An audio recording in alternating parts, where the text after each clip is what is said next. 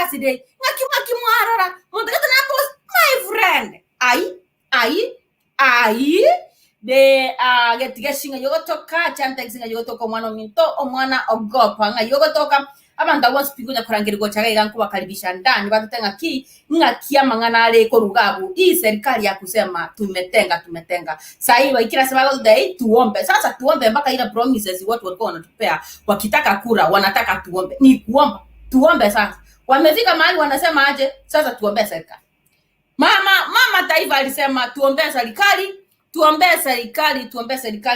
ifanye kufanya nini yetipate kutipitisha ama yani kufulfill how do we call fulfill in Kiswahili ipate kutimiza nini tunasemaje zile promises imepea tunasemaje imetupea sisi kama raia sasa walitupromise sasa wanasema tuombe serikali ndio ipate kufulfill how it happens like that ukweli wa maneno ekena bagoteba gakia bana bamintunga boni gato sabere serikali ekoleki enyale ko timiza jihadi jiribate bate fulfill njika kibono na ikira asinaros for real na ikira senkorosa onyale saa hizi banjo kirane na masaba it's size tuombe niliona mama first lady anasema eti tuombe serikali ili iweze kufanya nini kufulfill the promises ilitupea hivyo anamaanisha tuombe bwanake tuombe mzee wake bwana rais apate kufulfill the promises I don't know akipromise alisema tukishamaliza akisha promise next ni kumuombea sasa ndio afulfill sijui so sijui kama wakati alikuwa na to promise alienda wakakaa na Mungu chini ndio maybe Mungu amesahau anataka tuongeleshe Mungu akumbuke alikuwa amefanya nini alikuwa ametupromise kitu sijaelewa hapo wenzangu sijaelewa bado nimesimama hapo sijaelewa bado na shangaza tuombe serikali ipate kutimiza zile ahadi ilitupea na shangaa hii serikali ilitupea ahadi ikaenda ikasahau ndio Mungu apate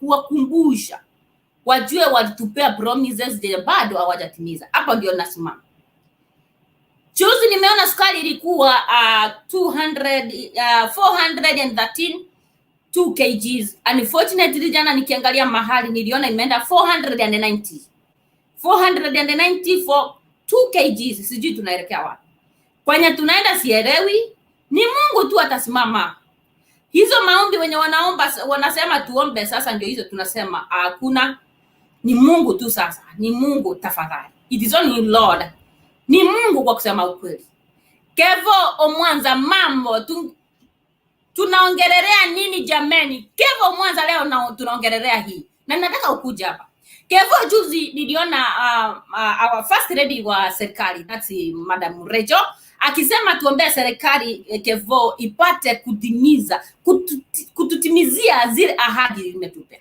mimi kama minata nimeshangaa kwani Mungu tena sasa hizi mtu akipromise mtu lazima tena tuende chini kwa makoti tuongee na Mungu tumwambie tutimizie ahadi sielewi ndio sasa nawauliza nyinyi Kevo Omwanza ipo kuja hapa tuelewane sukari juzi nimeona ilikuwa 413 for 2 kgs jana nimeona ikiwa 490 2 kgs sasa tunaelekea wapi where are we heading sweetie Kevo Omwanza tunaelekea wapi karibu ndani kwa West Media tupate kuelimishana kwa hii uchumi tafadhali mimi naona saa hizi hata vijiko spedi zitaenda kupungua lazima zipungue hapa pressure inatupeleka mbali kama inatupeleka warai kai kwani tuko wapi walai hata heli sasa huyu Ruto afanye nini auze Kenya atupee kila mtu chake ajipange wenye wanaenda Tanzania waende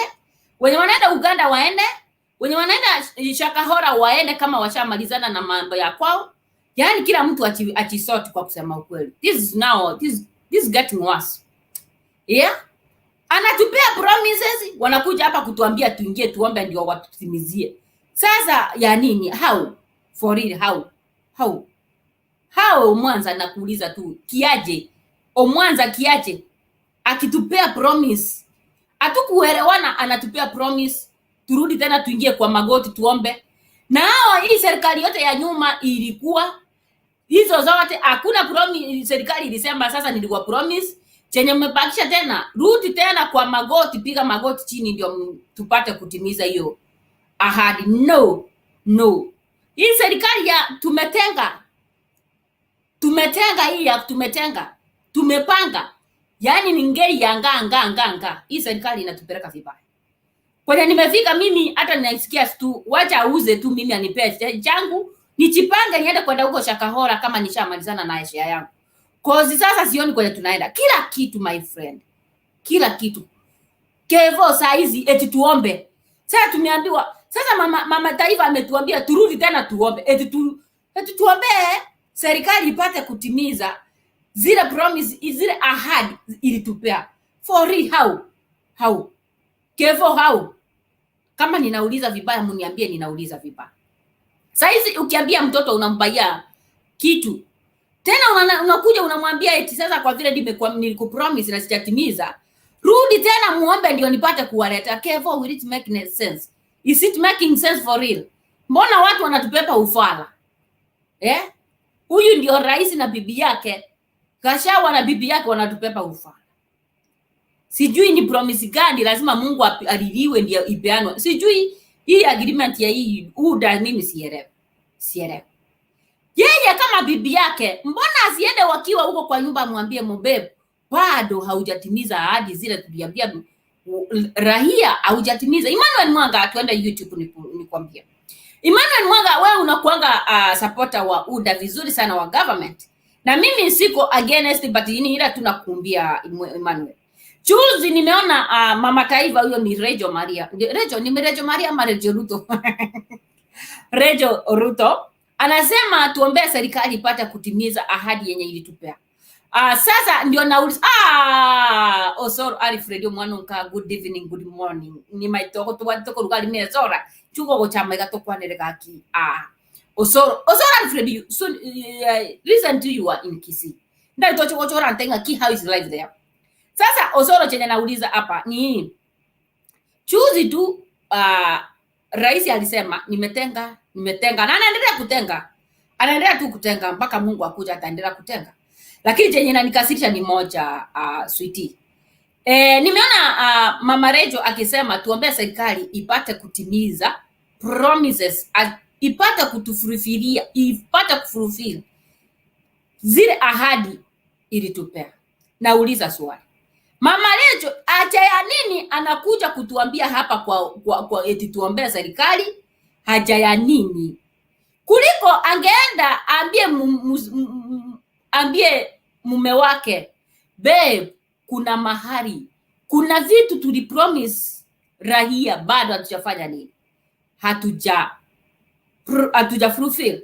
Ya nini anakuja kutuambia hapa eti tuombee serikali? Yeye ni bibi wa rais. Yeye kila siku huwa anakunywa na mzee wake chai, anakula na mzee wake lunch, anakula na mzee wake dinner, analala na mzee wake blanketi moja, anajifunika na mzee wake blanketi moja, hata maybe anashare na yeye hata pillowcase, hata pillow yeye wanashare kila kitu. Sasa ya nini nauliza hivi sweetie Osoro Alfred? Alafu anakuja hapa kusema eti ninawaomba serikali muombee, yani naomba wenzangu tuombee serikali ipate kufulfill promises zenye ilipeana. Serikali yenyewe ni mume wake. Osoro nataka unisikie tu Alfred nataka unisikize idea yangu. Serikali yenyewe ni mzee wake. And I know mwanaume, the driver is the woman. Driver ya mwanaume ni mwanamke.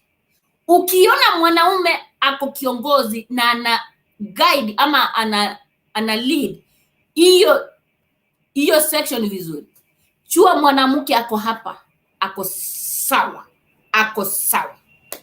Because what I know, mwanaume hata akienda kufanya kitu, huwa anaongea kwa mke wake, baby, today we are going to maybe tunaenda meeting and I'm thinking on or I'm planning to do this and this, ama kuongelelea hii oja hiyo oja. Wewe unaionaje? Kama mwanamke ni mwenye ako hapa, nakwambia hiyo section inaendaga hivi masa, yani ni Nike. Sasa Freddy ndio prince. Huyo mwanamke anajiita ndiye first lady. Mimi simjui kwa sababu mimi first lady wangu ni Uda, ni nani na ni si Uda. First lady wangu ni Ida, Madam Ida. That's my first lady. Sikufichi. Kwa sababu tumeumia, hata kama sikuwa nataka kubadilisha hiyo bendera, nimebadilisha. Hiyo mbao nimebadilisha. Ile kuteseka nimeteseka kwa hii miezi 9 au 8, mimi nishabadilisha mwendo. Sasa yeye kama yeye nini mke wake Alfred, mke wa mkubwa, mke wa rais, mke wa president, the first lady, mwenye anawekewa petrol na serikali, mwenye analala state house ya serikali, mwenye anapika kitchen ya state house, mwenye anakula kwa state house, everything in state house. Anakuja kutuambia eti ninawasihi muombe serikali ipate kufurufiri promises ili peana. Alfred, are we stupid? Are we stupid? Are we mekolicious? Mtune bichondo kwani? Kwa kusema ukweli, sisi ni wajinga wa wapi? Kwa kusema ukweli, sasa tusimame tu tuelezane. Sisi ni wajinga wa wapi? Yani yeye ameshindwa kuongea na mume wake kwa nyumba, amekuja ametuambia sasa tuongee na Mungu, ndio Mungu tena aterebushe hiyo information kwa huyo mume wake ndio akuje kufanya. For it. Hata wewe Alfred, unaona hiyo kitu inaenda vizuri kweli? Unaona inaenda vizuri Alfred? Nakuuliza tu kwa roho safi. Is it making sense, ama ni ile kutubeba wana, kutubeba ufala, kutubeba njia yoyote yenye anataka kutubeba? Huyo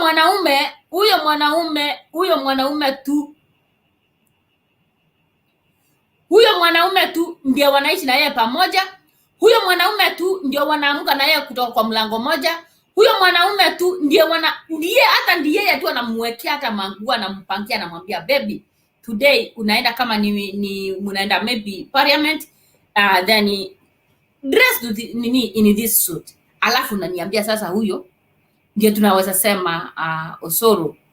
Ndio sasa tunasema tena tukusanyike kuombea sasa serikali. Sijui imesahau, sijui kwenye iliweka pesa ndio imesahau, sijui kwenye iliweka karamu ndio imesahau. Sielewi ni nini haswa tutaombea ndio ikumbuke kufulfill promise. Hata sielewi ni nini haswa tunaombea. Tunaambia Mungu aje.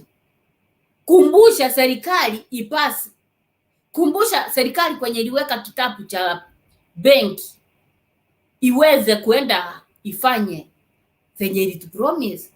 Kumbusha serikali ile benki pesa ziko ndio ipate kuenda ichukue hizo pesa ifanye venye ilitupromise. Sielewi Madam Rejo alikuwa anamaanisha. Sijaelewa. Akisema tuombee serikali.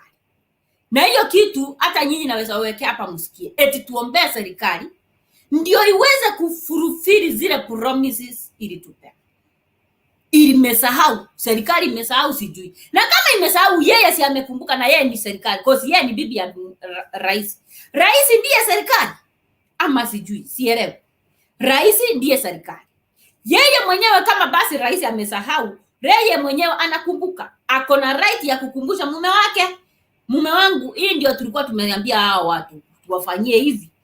Ama ni aje? Mimi hata sielewi. Sisi kanishi Alfred. Sinyiti kabisa. Kwenye ninasimama sinyiti, sielewi, sishiki.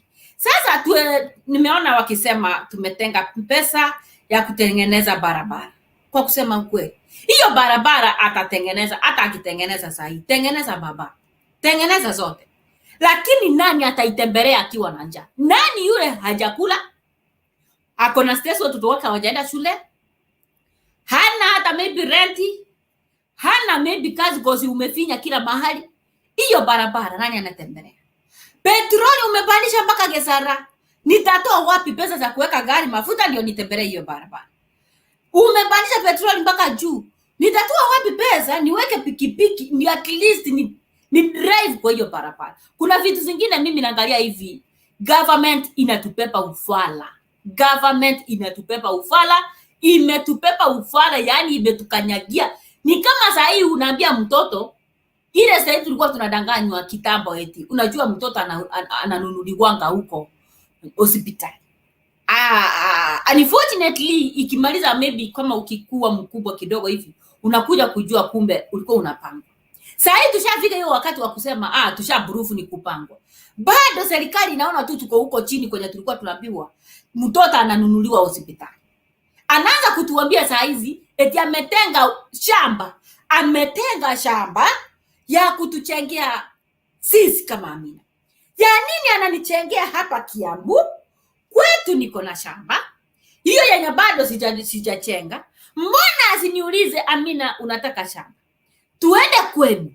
Nionyeshe kwenye unataka kuchenga. Ni hapa. Aitishe materials, alete mafundi, anichengee kwa hiyo shamba yangu. Ya nini anaji-expense kununua shamba whereby hiyo shamba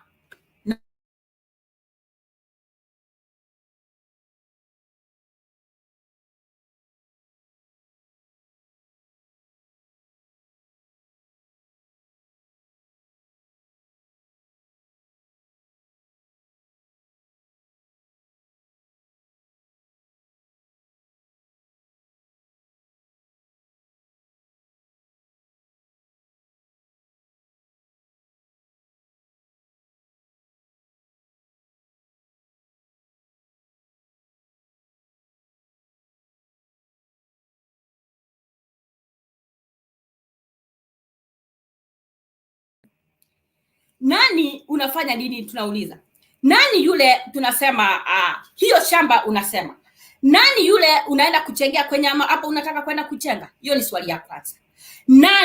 Nani huyo? One question. Another thing, nani huyo unaenda kuchengea Kiambu mwenye hana shamba kwao? Hiyo ni shida ingine. Mnanielewa? Mnanishika vizuri? Tuko na vitu aina mbalimbali. Nani unaenda kuchengea huko Kiambu mwenye hana kwao unaenda kumchengea? Kama unataka kunichengea mimi, niulize Amina, ninaona uko na shida ya nyumba. Shamba yako ni wapi? Ni mahali fulani. Sawa, fanya hivi. ABCD. Tuende ABCD mpaka huko. Tuende uchengewe. Unipeleke ama nikupeleke mpaka kwetu. Uende unichengee. That's how things goes. Lakini ukiniambia eti unataka kwenda kunichengea Kiambu, nani amekwambia naenda kuishi Kiambu? Kwa nini niache kwetu huko Kisii niende kuchenga Kiambu? Yaani kwa nini niache kuchenga kwetu niende kuchenga Kiambu? Haina maana. Tusidanganyana. Tunadanganyana nini? Mnanielewa? Tunadanganyana nini?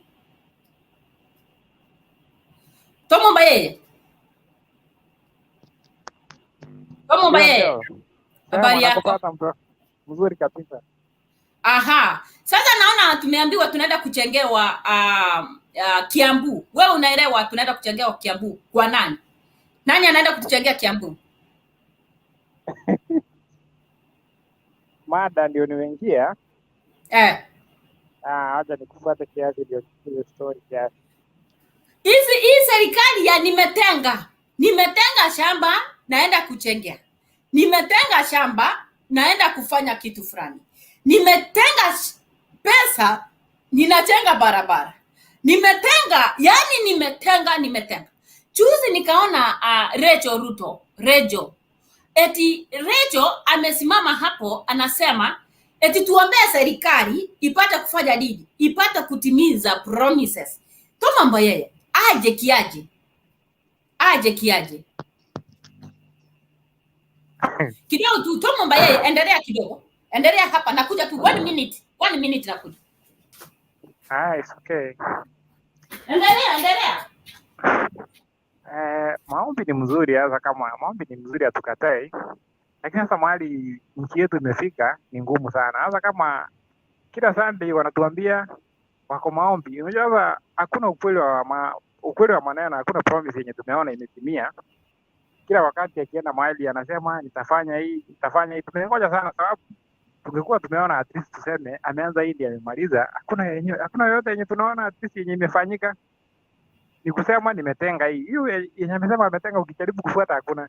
Juzi tumeambiwa kazi inakuja 300. Tumengoja hiyo kazi hata tuioni. Ama ni mtungi alikuwa anasema. Tumejaribu kungoja at least tuone ni kitu gani anaweza timiza, na maisha ni ile ile inaendelea kupanda day by day. Mkenya wa kawaida sijui ataenda wapi, because maisha imekuwa gharama. Saizi venye tunaongea hakuna kitu kama ni school fees imepanda, chakula, kuna watu hawezi kula saizi. Mahali tunaelekea si kuzuri. Sasa ndio tunashangaa hizi promises ni siasa anafanya ya 2027 ama ni nini anafanya? Sababu kazi yake ni kutenga. Unajua sasa problem na president wetu ni ile achaelewa ni promises anapea watu ama ni deliver. Sababu hiyo wakati alikuwa anasema nitatenga, alipoingia serikali sasa yeye ndio president. Ni kitu gani inafanya asitenge? Sababu kusema nitatenga na kutenda na sababu. Akiwa kampeni zake alikuwa anatuambia nikipata hii kitu nitatenga hii pesa, nitafanya hii. Sasa hizi uko nayo, ni kitu gani inakuzuia usifanye hiyo maendeleo? Sababu penye tunaona Kenya mahali inaelekea siku nzuri. Kila siku hakuna project yoyote tunasema imefanya imeendelea. Kila mahali watu wanaumia, wafanyikazi, hakuna malipo, hakuna kitu yoyote. Unasikia mpaka ameleta mswada mwingine ya nyumba ati unakatwa pesa. Huwezi katwa nyumba yenye utumii.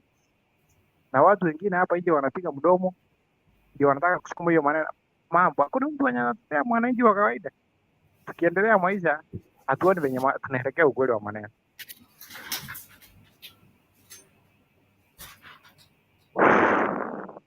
Hello?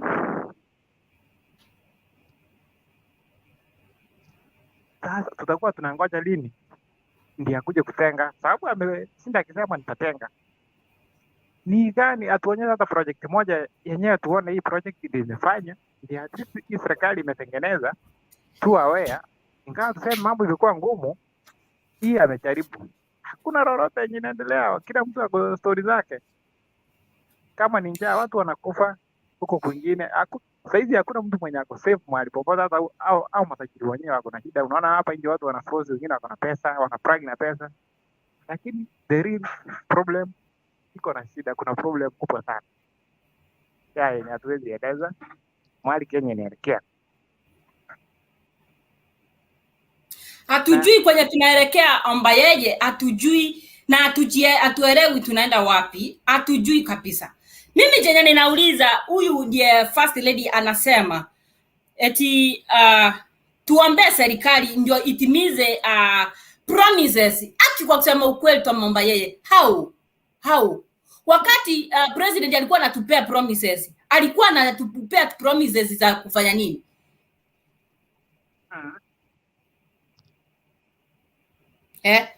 Tuomba yeye. Nakupata. Sasa huyu ndiye first lady akituambia tuambie serikali ndio ipate kutimiza ahadi. How? Maombi ya tunasema ni mbaya. Maombi ni mzuri, lakini hasa saizi kitu yenye inahitajika ni matenda ya hizi project, ufanye mambo at least utengeneze barabara, watu wakule mzuri, at least waonekane vizuri. Sasa ukiambia ndio kwamba si mbaya, ni kama kila Sunday unaenda mzuri. Kwamba ngoja kidogo nikwambia, wacha kuniambia kwamba ni si mbaya Tom. Sasa mume wake akitupea promises, alikuwa anatupea promises kama hajui anatupea nini. Sasa hizi tukiomba Mungu, tunaomba Mungu aje akumbushe Ruto ajue ni nini alitupromise ndio aenda kutupromise, ama apee Ruto chenye alitupromise ndio atupe. Kwa si mtu akikupromise kitu ni chenye anajua ako nayo na anaweza kukupea. Ama nimedanganya? Ukweli. Sasa maombi ni ya nini tunapomba? Maombi ni ya nini? Si unaona hii serikali inatupigia inatufanya kuwa mafala. Ni mara mingi, sababu ni kama sasa unajua ukiangalia serikali ni kama mtu aende achukue pesa kwa chama, tuseme achukue chama pesa kwa chama 500,000. Sasa huyu mtu same person akipia kwa pasta, amwambia pasta, kuna wanachama hapa wananifuata kuniombea. Sasa hata ukiwa pasta unaombea mtu nini? Sababu dawa ya deni ni kulipa. Ni kama sasa uende nianze kuambia pasta wangu, pasta, niko na deni ya chama, naomba mniombee. kuomewa ya nini? Na ukichukua hiyo chama ulijua venye utafanya biashara ndio upate hizo pesa za kulipa. Sasa jenye mimi nakazi. Alafu kuna hii kitu huyu mwanaume anatudanganya. Juzi niliona sukari ni 413. That was 2 kgs. Chana nimeona imefika 490. How comes? How? Hata kwingine unaweza pata inauzwa 550. Kilo 2. Sasa je ya nini? Alafu jenye inanikasirisha na hii serikali Tom. Kuna hii sukari, kuna sukari ilishikwa JKIA, poisonous sugar. Sukari iko na sumu. Unaiona hiyo? Haijaongelelewa. Hiyo sukari yenye ilishikwa hapo JKIA ndio tena imepandishwa bei mpaka 450 kilo 2. Tunaelekea 490. Tunaelekea wapi? Hiyo serikali yenye imekuja hiyo yenye hiyo misaada hiyo ya misaada hiyo yenye imekuwa imported hiyo misaada unanielewa? Those hiyo ya misaada 400 sometimes ndio wanauza 500 2 kgs na hiyo sukari tu ndio imekuja kutoka nchi za nje.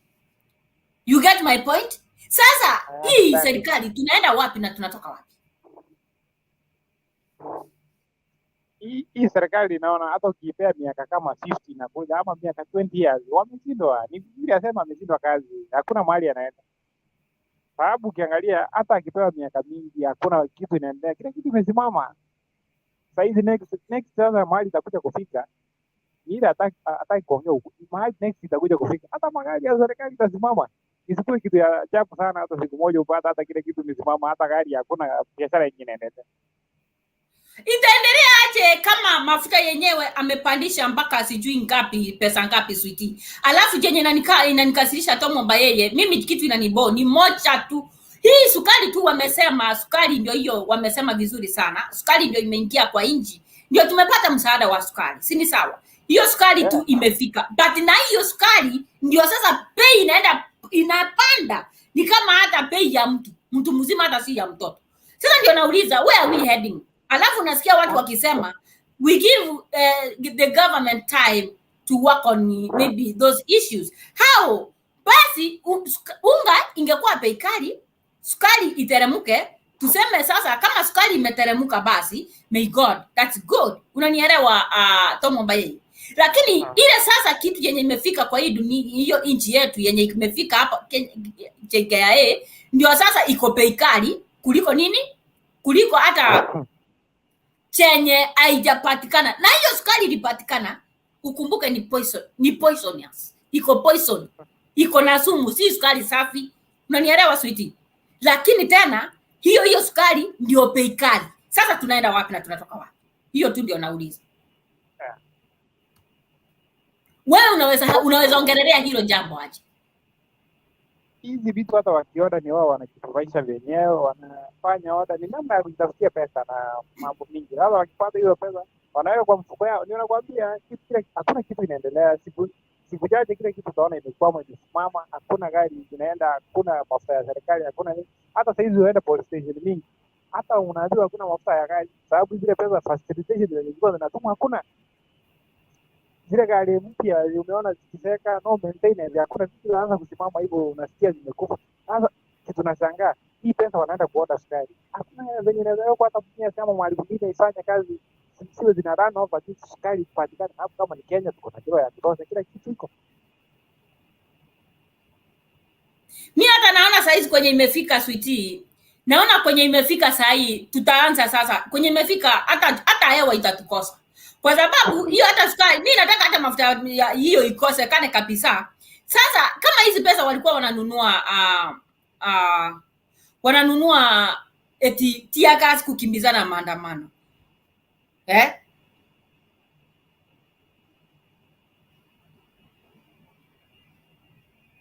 Sasa hizo pesa zinatosha zingefanya shughuli moja ama ingine ama ni aje? Pesa ni mingi. Unajua sasa problem ni allocation ndio inashinda watu. Pesa hizi zenye wananunulia eti bibi ya Gachagua gari eti sijui nani.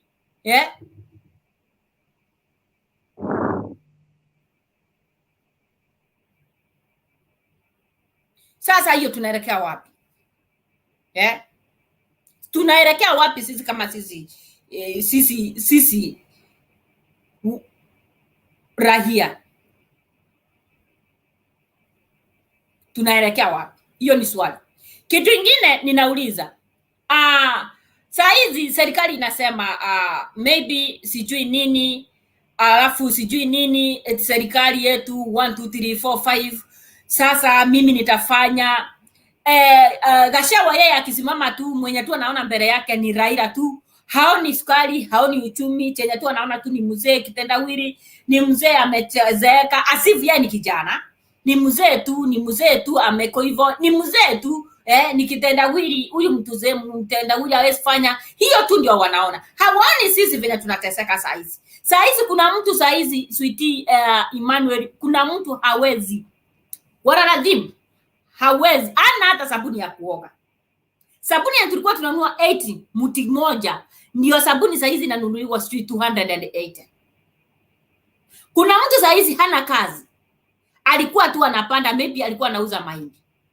Hiyo mahindi saa hizi nikwambie, hata mtu kupata hiyo gorogoro moja ni ngumu, ni stress. So ana hata watu wa kununua hiyo mahindi. Atapata aje hiyo sabuni? For real. Atapata aje hiyo sabuni? Alafu mnasema serikali. Serikali gani hii sasa? Serikali gani hii? Tunaenda wapi tukitoka wapi? Serikali gani hii? Unapata bibi anasimama. Mimi Uhuru alikuwa uongozi. Nakumbuka Uhuru alikuwa uongozi for those 2 terms. Sikuwa naona hiyo Margaret akisimama kuongea APCD. Lakini saa hizi naona huyo Ruto na Rejo wake ni kama Rejo ndio sasa deputy president. Anasimama, you know what, give the president, give the government chance, muombe government. Mimi sikuwahi ona hata mtoto wa Uhuru akisimama sasa anasimama kuweza kuconvince watu eti nimeuza smoky sijui na nini. Huyu mwingine ndiye anakuja kutuambia eti mimi nilikuwa nauza smoky kwa university fulani. Tangu lini? Kwa nini wanatudanganya? Yaani wanatuona sisi ni mafara. Wanatuona sisi ni mafara kwa sababu babake anasema alikuwa anauza mayai. Si basi kama alikuwa anauza mayai, huyo ndiye angekuwa experienced mzuri sana. Mtu ako experienced vizuri, mtu anajielewa vizuri. Huyo ndiye angekuwa nini? Ndiye angetuambia sasa chenye iko.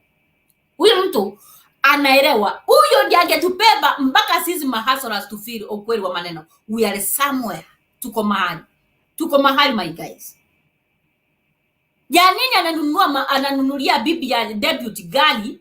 Na sikijawahi ona hizo magari zikinunuliwa mabibi za sijima deputy president. Sasa ametengenezea ofisi zao. Za nini? State House kuna kwaya inaimbanga na kuomba. Ya nini wanatuambia tuombe na huko kwa State House wakana kanisa wako na mapastors wa kuomba. Mbona wasiombe huko State House? Mungu afanye hiyo miujiza wanataka. Sisi tunaingia tukiomba nini? Tuombea nini? Tuombea nini na State House ni kanisa? Saa hizi kuna kwaya inapata mshahara monthly. Yaani anaweka watu venye anataka. Alafu anakuja kutuambia hapa hakuna pesa. Eti serikali ya kwanza ilienda na pesa zote. Serikali ya kwanza ilikuwa na kwaya eti lazima kila mwezi iko kwa payroll. For real. Eti sasa huko kwenye wako sasa hapo State House imekuwa ni job opportunity nyingine. Eti bibi ya deputy anapata mshahara kama mtu mwingine. For real, kwa nini watu wengine mnatupepa ufala? President apata mshahara wake, bibi yake apata mshahara yake. Deputy apata mshahara yake, bibi yake apata mshahara yake. Alafu hapa mimi hata niko hapa ninangeti ninaendelea kusema eti tukae tuweke magoti chini tuombe. Kama kuna mtu saizi anasimama na serikali, sijui wewe unasimama wapi. Sijui kama unajielewa kwenye unasimama. Kwa kusema ukweli. Venye hii serikali inatupeleka, kama wewe saa hizi unasimama kabisa unasema oh my god APCD, I'm telling you kuna kitu umekosa. Kuna kitu umekosa. Believe me.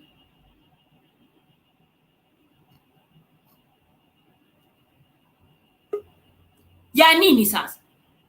Marema honorable, thank you my friend for coming in. Join kabisa. Marema mambo. Poa sana ni aje? Aki, I'm sad. Why are you sad? Because of this government. The government is troubling you. So much. What about the government ningi yako? Yani, ingakie government mokai go president ya tenga tutu kama tutu sabere government ya fulfill promise. For real, how can it happen? The way to the president huyo ni wife yake, wanalala na yeye, wanaamka na yeye, wanakula na yeye, wanakunywa na yeye, wanafanya kila kitu na yeye. Ni shida gani? Ni nini hiyo? Hawezi ambia hiyo mume wake chenye walitu promise. Hawawezi simama imara waseme sasa wewe tusaidie raia. Anakuja kutuambia tuombe. Yaani akatuambia tupige magoti, tuombee serikali, tupige kura iende vizuri, tujibu mume wake. Tumemchagua, ameenda amechukua makwaya kutoka kwenye amechukua, ameleta status wanaomba. Amechukua mapastors, ameleta status wenye wako kwa payroll, monthly payroll. Ya nini tena anatuambia tuombe? Yaani anatupepa ufara aje Marema. I'm asking. Where are we heading sisi kama sisi raia sasa? Government yetu tunaenda wapi? Awi ni Kenya ama ujare ni Trans-Nzoia ama Trans-Nzoia? Tuko wapi? Sasa nikwambie kitu. Unanisikia? Nakusikia vizuri sana. Na hope kuna watu wanasikia. Acha tu nikwambie kitu. How governments work. So many people think that the government is in the business of empowering citizens. But in real sense, the government is a business enterprise.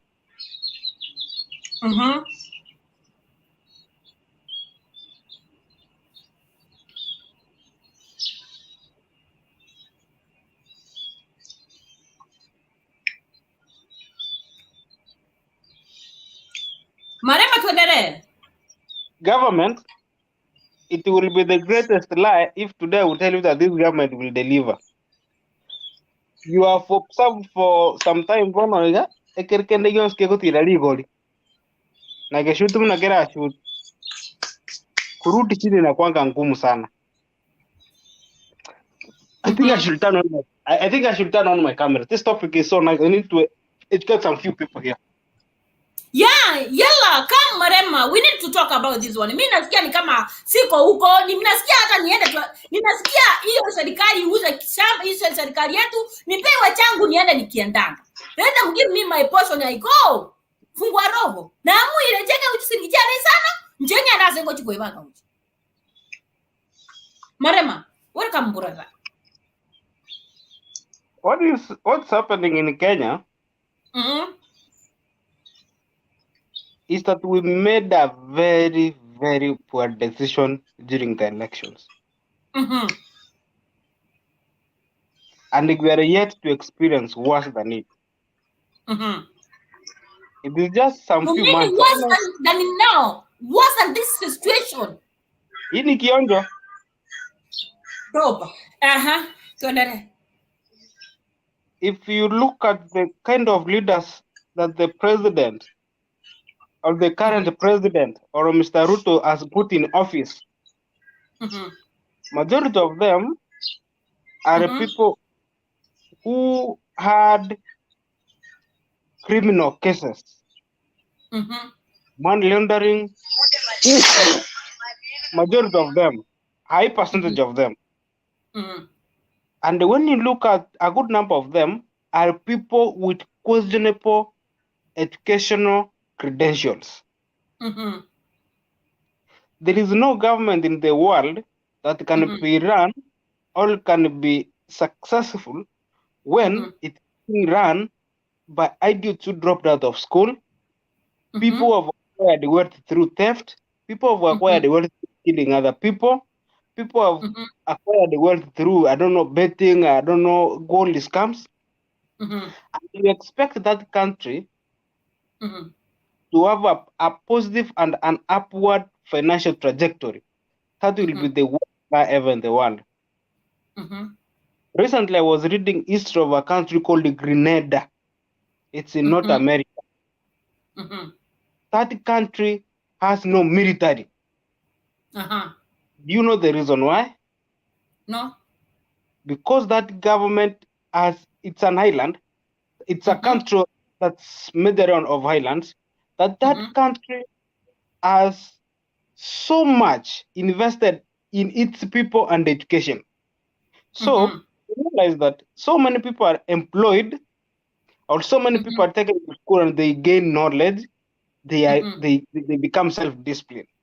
But when you come to this other part of the world, in particular Kenya, The government spends billions of money maintaining the military, maintaining the police officers. Reason? Because we have failed in the education system. So we have a lot of school dropouts who are engaging in criminal activities. I personally, I might not blame them, because look at how the economy is. Imagine a second. Imagine somebody who got married January or last year and has a kid this year. Imagine the kind of pain that person is going through. You can regret. Why was married? Worst of it all, I want you now to look at the faces, the devastated faces of university graduates, people who ate books, who studied, they got to university, they graduated, but they cannot be able to secure a job anywhere. Some families sold their parcels of land. In fact, they sold everything with an hope that if their son is going to finish his school, he's going to get employed and he's going to bring light to the family. But now that son cannot even be able to secure even a sales job in this country because our economy is doing so badly. We don't have investors. Let me go back now to leadership.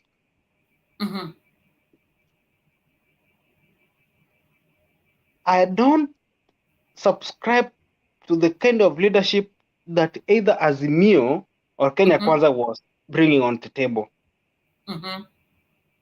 Why? I don't even feel pain that we elected William Ruto. Personally, I didn't vote for him, I'm sorry.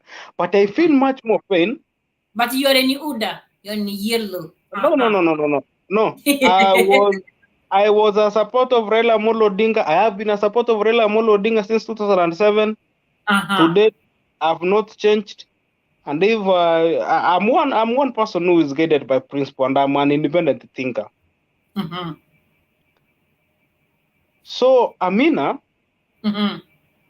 what pains me the most is that we had a chance to elect grassroots leaders who were to make sense in the parliament. Leaders who could speak truth to power. But we fumbled. We ended up voting MPs, MCS, who are corrupt because they gave us money. I wanted to thank the people of Bobasi. There's a constituency called the Bobasi constituency in Kisii County. It's one of the largest constituencies in Kenya.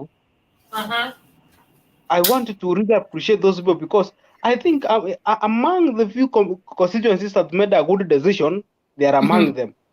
They really chose somebody who, in my own perspective, I can say is an intellectual. For now, a two-term member of parliament, is doing a recommendable job.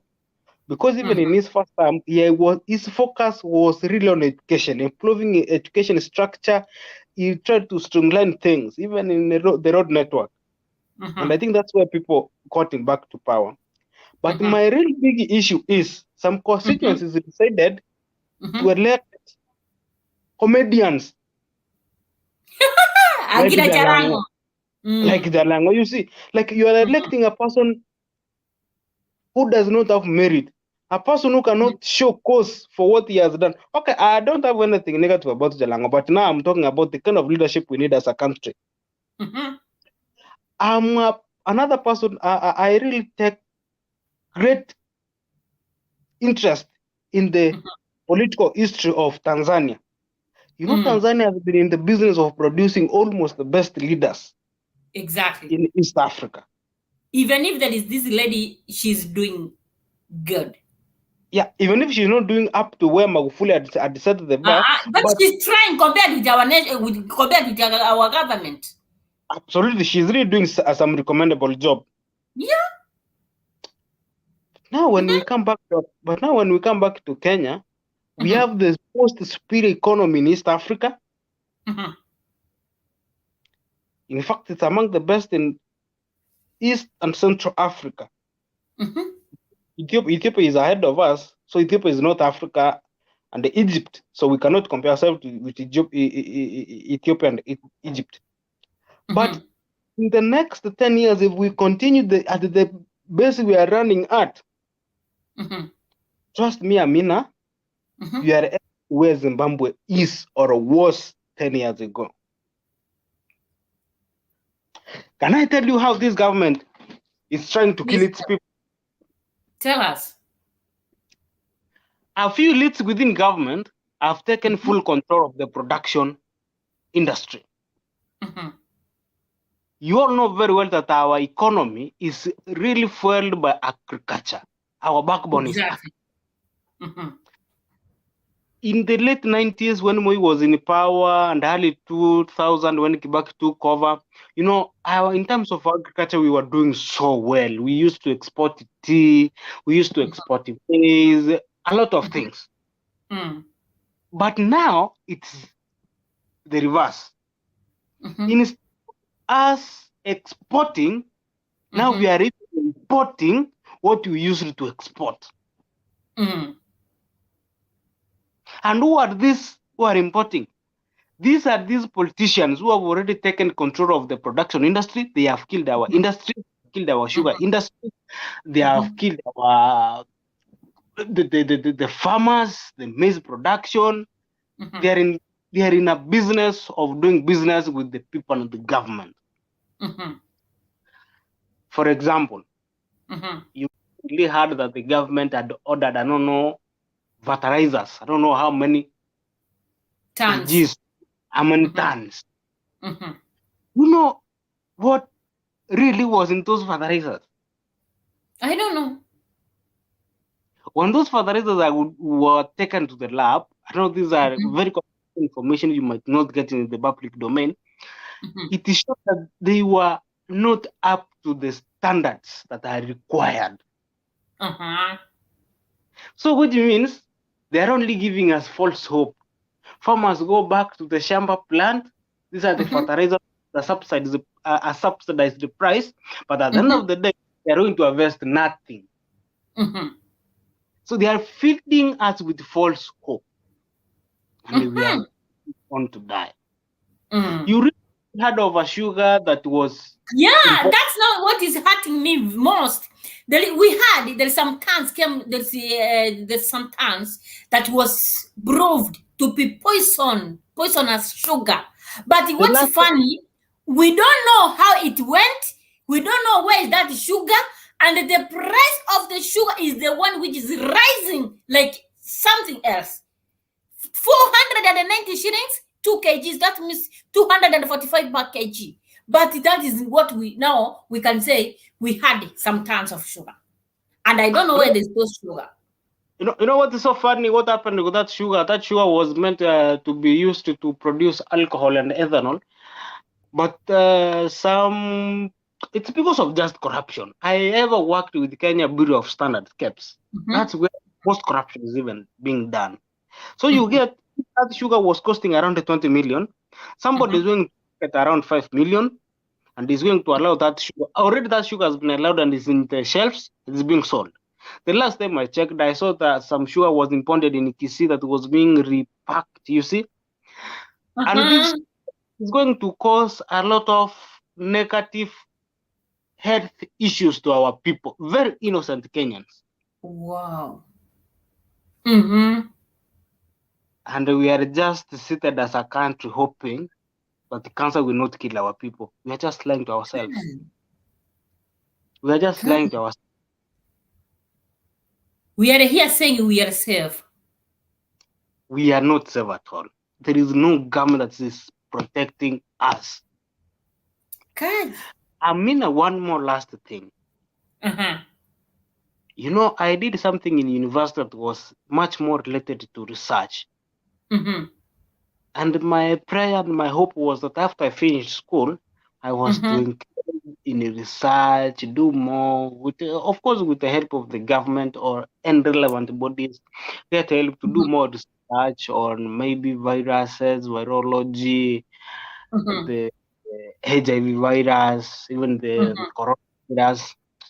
But now, as things are, there is a that the government, okay, the body that is in charge of running those parastatals that are responsible for research and production of medicine and drugs is under Kenya, inaitwa KEMRI, the Kenya Medical Research Institute. But now the government wants to sell it to a private entity because it's making losses. Instead of them addressing the reason why KEMRI is making losses because of poor leadership, instead of them addressing the poor leadership, now the same government, some few individuals in the government wanted to sell that parastatal to their daughters and sons who are overseas, so that they can come back to Kenya to own those companies, you see? So that they can keep on controlling the modes of production in our country. There is no uhuru. Hatuna uhuru bado. Na tutateseka mtu wangu. So where are we heading, Mr. Marema? Where are we heading? Because if you look at maybe if we look at this, especially food, people are suffering. If we go to school fees, people are suffering. Now the only thing we are just hearing from the government, like recently I heard tumetenga shamba ya kwenda kuchengwa eti Kiambu. Nauliza kama government inataka kunisaidia Marema. Mimi niko na shamba yangu huko Kisii kwenye nimezaliwa. Mbona hiyo serikali siniambie kama unataka Amina, unataka nyumba?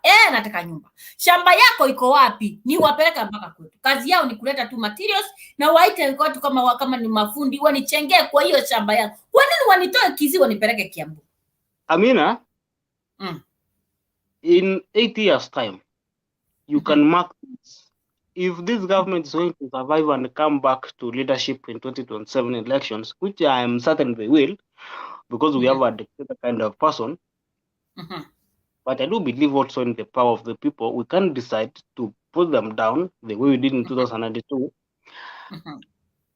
This issue about house tax or levy, I have not taken my good time to look into it deeply and learn and read through it. But this is a corruption scheme. They are just stealing from innocent workers. That one I can assure you. The same government that has failed to build the houses for police officers, the same government that has failed to build the classes in some regions, the same government that has failed to build hospitals in some regions, now they want to claim that they want to build the houses for for the matching. Eti wametenga shamba for free. Our priorities are completely upside down. This man came to power without knowing what he wanted. He's only hurting us.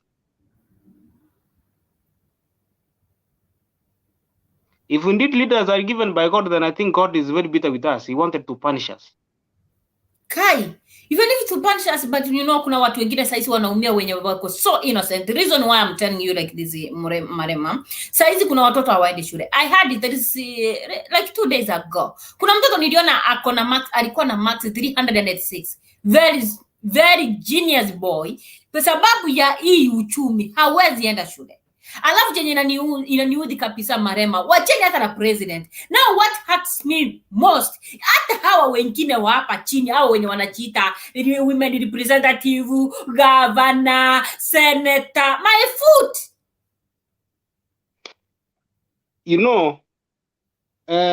Yesterday I was reading, this is early morning at around 5, I was reading if Kenya is a communist or a capitalist state. I came to realize that we are more into a corrupt capitalist institution. In fact, Gashawa was right to say that Kenya is a shareholding company. Company. He was right. Yeah, if you have shares, you will benefit. If you don't have shares, kura ujeuri. If you look, and I want to give credit where due.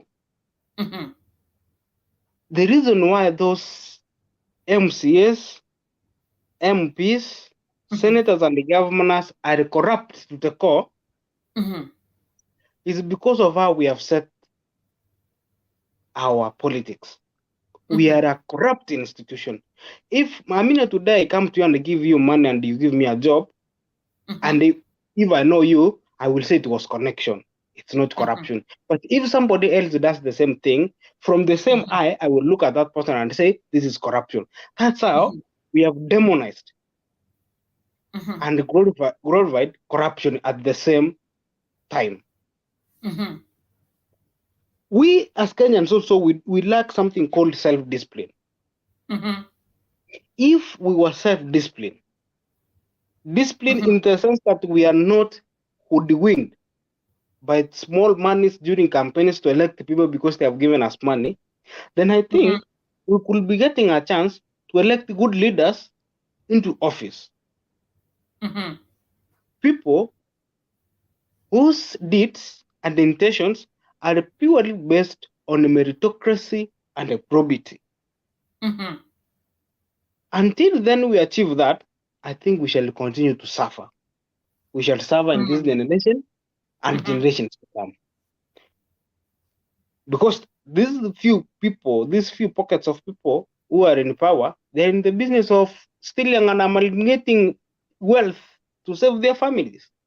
So they don't see any reason why you come to build a dispensary at your village where it enjoys free medical cover and it can even fly out of the country.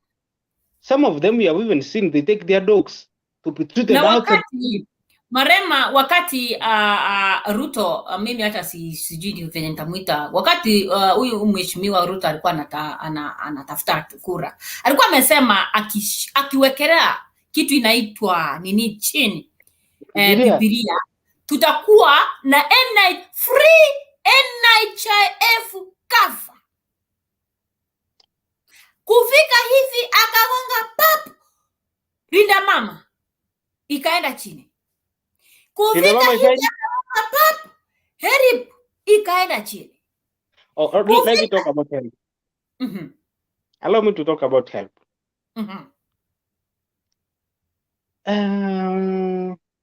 That's another corruption scheme. No, if you look at the government this Ruto took to power, again, I want to repeat it, most of them are relatively younger politicians. Si mulisema ni serikali ya vijana, baba ameseka aende retire. So they wanted to make sure that first their pockets are full before they start working. Help was okay. Help was fine. Now to say that you wanted to start giving, niliona, by the way, mi huwa nafanyanga investigation sana. This parcels nilisikia kwanza kutoka kwetu, nilisikia mtoto alikuwa anapewa 700 Kenyan shillings. Hiyo ni parcel. Packed. 700. Whereby one rim of papers, how much? I guess the last time I checked was around 700. Zika imefika 1000. Hizi haitoshi mama baba yangu. Haitoshi hata hiyo rimu moja. Sasa what kind of bursary is that? And we really made a very wrong choice. We really need to pray hard. Saa hizi unaona hadi wana employ wanaitwa intercessors.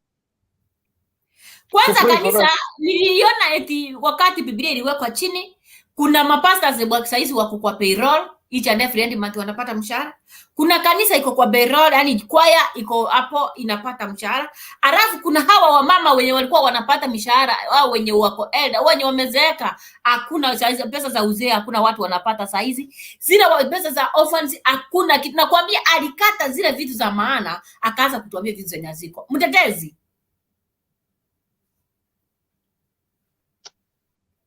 tetezi, habari yako? Animiti bro. Yes, hello. Mambo? Poa sana.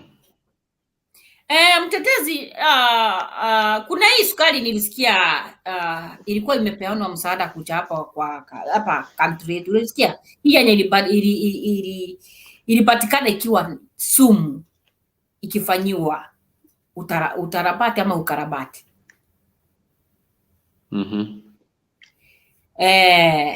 Ilienda wapi? Wewe uko na information kwenye ilimalizia? Cause mimi sijui ilienda wapi. Iko wapi? Iko kwa soko already ama iko inapeanwa free? Na saa hizi naona bei ya sukari imepanda ni 490 for 2 kgs. Alafu na juzi nikaona bibi wa rais, huyo ni Rachel, anasema tuombea serikali ili ipate kutimiza zile ahadi ilitupea. Sasa chenye ninauliza, kwani serikali ilitupromise whereby ikapromise ikamaliza ikasahau, ama ili promise kama haijui chenye ina promise? Sasa tuiombe ndio ikumbuke. Sasa sishikanishi.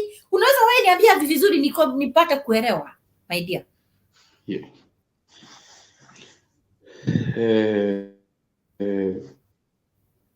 I think the issue ya sukari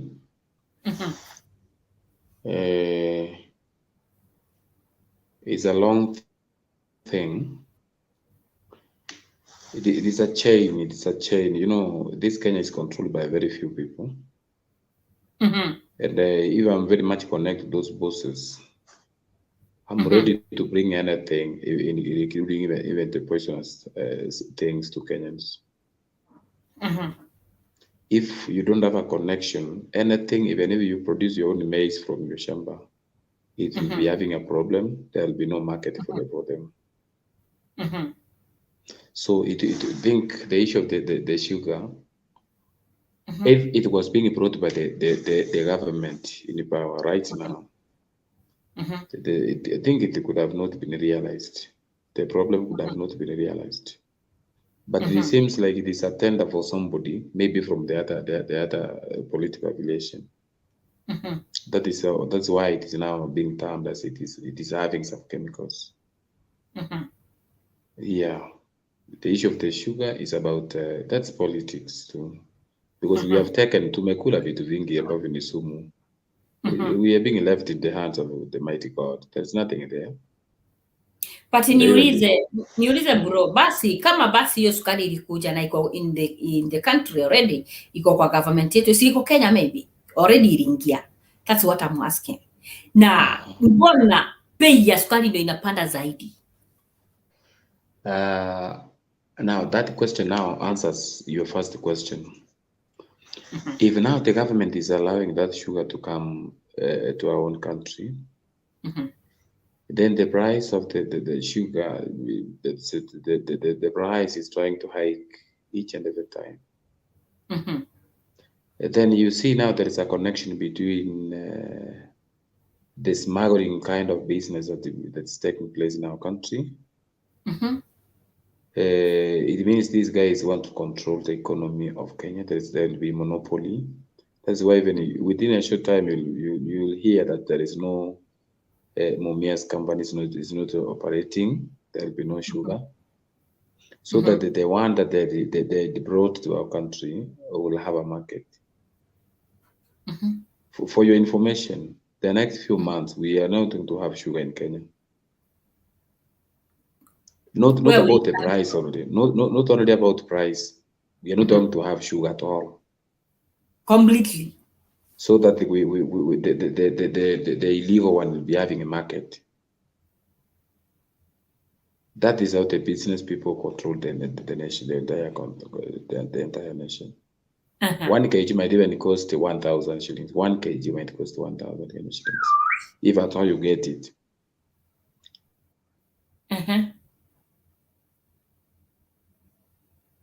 Oh, network imemtupa. Honorable Marema, umesikia venye our brother mtetezi anasema. Yeye anasema saa hizi venye anaona. Venye anapiga tu darubini yake, anaona soon tutakosa sukari kabisa. Unaweza kubaliana na yeye Marema? Marema, unanisikia? Ni kama Marema hayuko karibu. Sasa cha kuuliza ndio hiyo wenzangu. Mimi naulizia vizuri sana. Na ninasimama tu nataka tu kama maybe sielewi. Unasikia my brother amesema yeye venye anaona soon hiyo sukari saa hizi inauzwa 2 kgs 490. Soon itapotea kabisa, hatutaipata. Maybe itapanda mpaka 1 kg to 1,000. Are you okay with that? Wewe unakubaliana na yeye ama unaona hapana?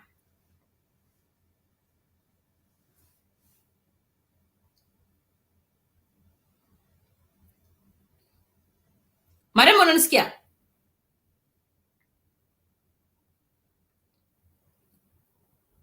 Wow, ni kama network inampeleka mbaya kabisa. Marema, ukinisikia unaweza panda. Unanisikia? Uko sawa? Sikusikii.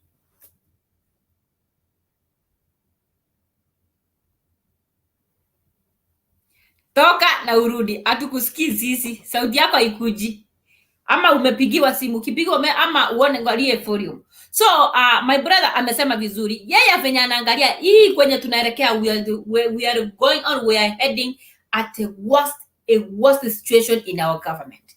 Sababu hatuna saizi matumaini ya kusema kwenye tunaenda, maybe we are expecting something good. Kila mtu akona uoga. Sasa unaona hiyo sukari imeingia na tumeproviwa, tumepigiwa mpaka mapicha. Kuna sugar, kuna sukari imeingia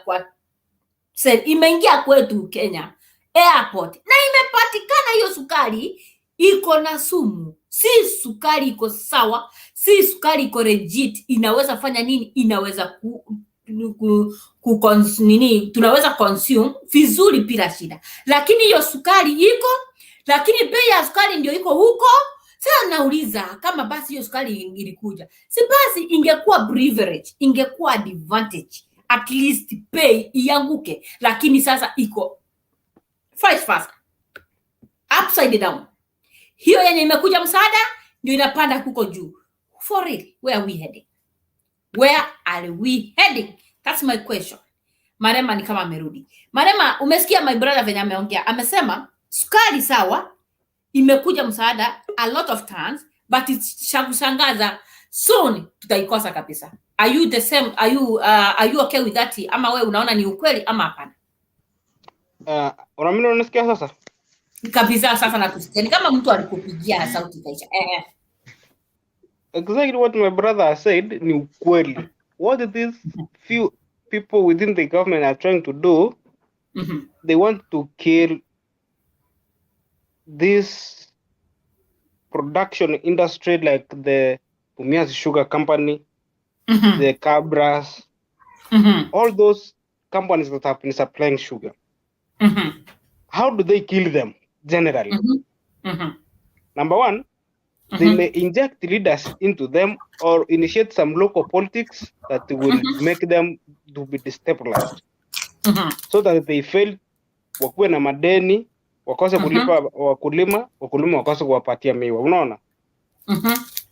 And in that process wafungue industry zao za kujitengenezea sukari, so that they can be supplying to the market. Or secondly, they can control the market by importing cheaper sugar and selling it. Or thirdly, still, they can be buying the sugar from those companies. They rebrand the sugars, you see, and then they sell it.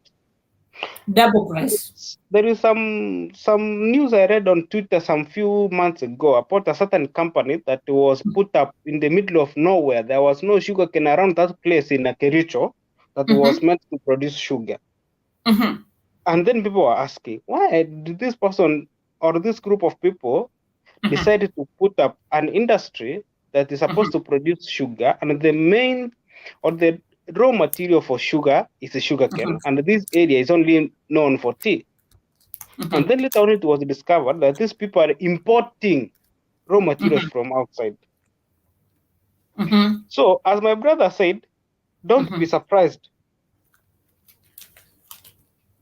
After a short while, even this sugar that is on our shelves, when it will get finished, there will be no sugar.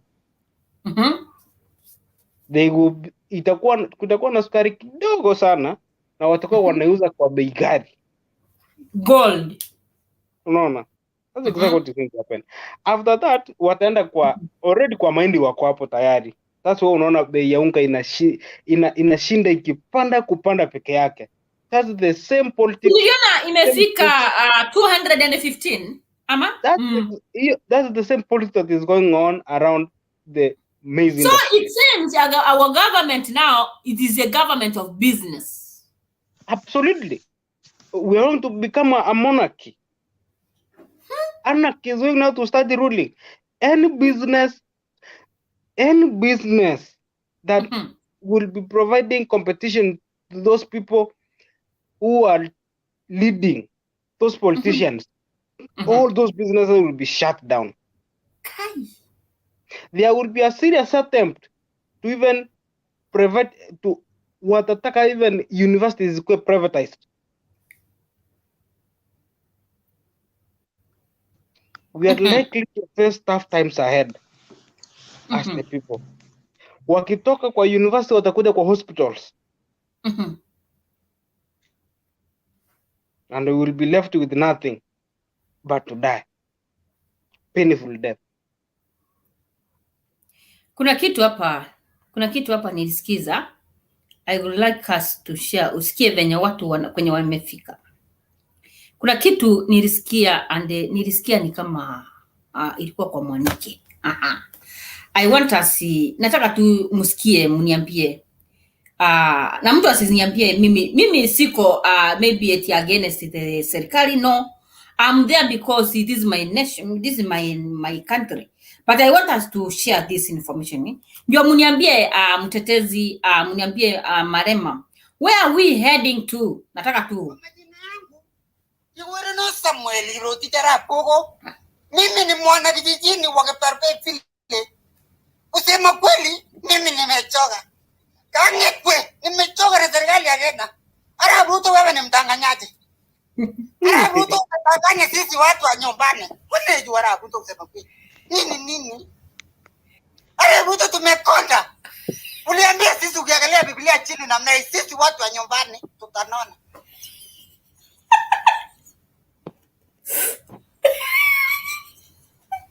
Huyo anaitwa Jabringene Titi. Anasema umealika uga bana. Umesikia venye amesema? Yeah, nimesikia. People are so bitter by the way. Amesema aliwa promise akuweka Biblia chini watanona, lakini wamefanya nini? Wanaendelea kukonda. Yaani wamechoka, hata ni promises za uongo. Mnaambiwa kila kitu. Alafu kuna hii kitu. Wamefanya nini? Wanaendelea. Kuna hii kitu nataka niwaulize na tichako hapa. Ticha mtetezi. Habari yako ticha, unanisikia? Nakupata sana. Sawa. Nataka sasa mniambie kishule, education, kielimu. Tuko wapi? Kulingana na hii government yetu sasa. Are we the same? Tuko kwenye tulikuwa tu, maybe masomo imeanza kushika kabisa, tunasema wacha tufanye hivi, tuende hivi. Mko sawa nyinyi kama walimu? Are you comfortable na situation yenye mko nayo sasa hizi? You see, as far as academics matters pertaining to education is concerned, I think I can't blame anybody, because all the Kenyans were told, they were informed, so we cannot start now crying, just showing some crocodile tears. There were all signs. There were all signs and symptoms from the leadership that we were expecting. So don't expect anything to change, even if anything that might be said in the daylight. Maybe you can see them at night. To our schools, the education system is being led by people who are as a good example of the real state presidency. It was a rewarding time. No skills, no professionalism that was being looked upon when these people were being given these posts. Because when they decided to chase away somebody like very strong men who have been in the government for almost 20 and 30 years, even if I was to be elected to be the president, under the guidance of those people, the likes of Kinyua in the office of the president, the likes of Matiang'i, even if he used wrong words during his tenure, there is an outcry. It's only that the people are not saying it. I think there is a lot of confusion in the system, especially the education system. There's a lot of confusion all the way from the ECD, all the way to primary, high school, colleges, universities. There is a lot of confusion. Because if I take an example, we have a new system of 2633. A system that does not have, we don't know where it is heading to.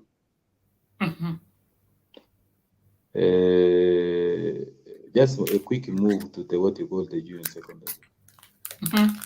There was employment of teachers of about 30,000 to teach about 1 point something million pupils who were supposed to be taught 14 or 15 subjects per stream or per that level. In that school, you go ahead and put up a lot of qualifications. You want the one teacher who went to university, took his study English literature. You want her or him to teach maths. A teacher who went to university, took his study in business and the math business. Then you give him maybe biology, English, and the likes. Where is the education heading? Then to make it worse, one school having almost 120 or 200 students is being taught by one teacher. One. What will happen now in the next year when we should be having 2 classes? We have grade 7 and grade 8. What will happen? Now, adding injury to that problem, the same teachers that were hired in March, they have never been paid even a single coin. From March? From March, they have never been given even a single coin. How are they surviving? Make it worse. You are saying you want to deduct 3% from their salary to add to your own account. That is why I'm saying that the government, it will try this luck. For them, it's not that they are eating too much. No. The problem, they don't know which route to follow. They decided to shut all the doors where we had the foreign investors who were lending us money in terms of billions, because there's no country that can be run by itself. Our countries, the income and the expenditure, as it Oshani. We spend more than than the outcome, what we are producing. Exactly. So that's the way you want to be a president who's saying that is sorted to land, is no borrowing, no what of you, without knowing the sitting president, all those people who have been in the same position. There were some things ambazo ungefanya nini ungeweza kuran as a nation. When the former president went for the Cuban doctors, it does not mean Kenya took one doctors. No, these people were being brought to Kenya, for example, waweze kuonyesha the Kenyan the way some of these 2-3 things are being done. And the government was running. Now here is another case about you're mentioning us about the Hustler Fund, which is okay. You are shutting what you call to Fuliza. You are shutting the other thing. So what is the difference between Hustler Fund and the Fuliza? What's the difference between these two things? It's only your aim is only want to revenge. Because even Fuliza is giving good money. You can get 1,000, 2,000, 3,000. But for him is giving 400 and 500, 470. I'm saying it is a revenge. And it is one way of getting the government money, because if the government now pump about billions to Hustler funds, where is the accountability to that money? Which account? Because it might be a scandal that is being whereby the government is pumping money to somebody's account who is operating the Hustler fund. To make it worse, now see the CSC, the cast members. from during the Uru the other regime, we had about 20 something. Now we have 50 people seated in the office earning salary, yani doing nothing, clueless people. And can I ask you a question? What is the work of these pastors who are employed in State House, who are earning each and every end month, who are in payroll? What is the work of this choir which is being paid, which is serving in State House? I'm not against. I'm not against what the pastors are getting.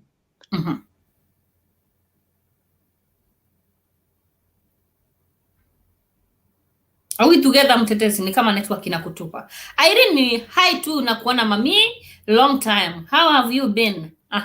Niko hapa tu still. Kwenye uliniacha niko tu hapo. Mtetezi unanisikia?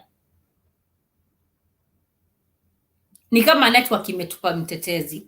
Mimi sijakataa hata mimi mapastors kupata pesa, kwaya kupata pesa. Patsy, ni haja ya nini ulipe kijana mwenye akona miaka 20 years, somebody who can work and get something, whereby umekata mshahara ya mtu mwenye amezeeka kabisa, mtu mulemavu, because kulikuweko na hiyo msaada ya watu walemavu.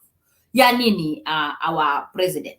Kuna vitu zingine president atukuonei, usiseme maybe eti tunakuonea, hapana, but tunaumia kabisa, sababu sasa hizi ukiingia ulimaliza help yenye ilikuwa inasaidia vijana, mtu kama amemaliza high school na kabisa hawana uwezo, he or she was using that help to join university or to join the college. Hiyo help ilisaidia watu wachache at least wakasoma. Kuna hawa watu napata hawa widows wenye wanawake wenye wazee wao walikufa. Mtu napata maybe anapata tu pesa cause kulikuweko na they were earning something each and every end month just to support themselves, maybe kulipia watoto shule ama kununua sabuni ama to do something. That was the support they were getting. This age they were hao wenye elder ones au wenye wamezeeka. Lakini sasa mtetezi, karibu mtetezi, tuendelee. Network inakusumbua bro, but it's gonna to be okay bro. Karibu bro. Okay.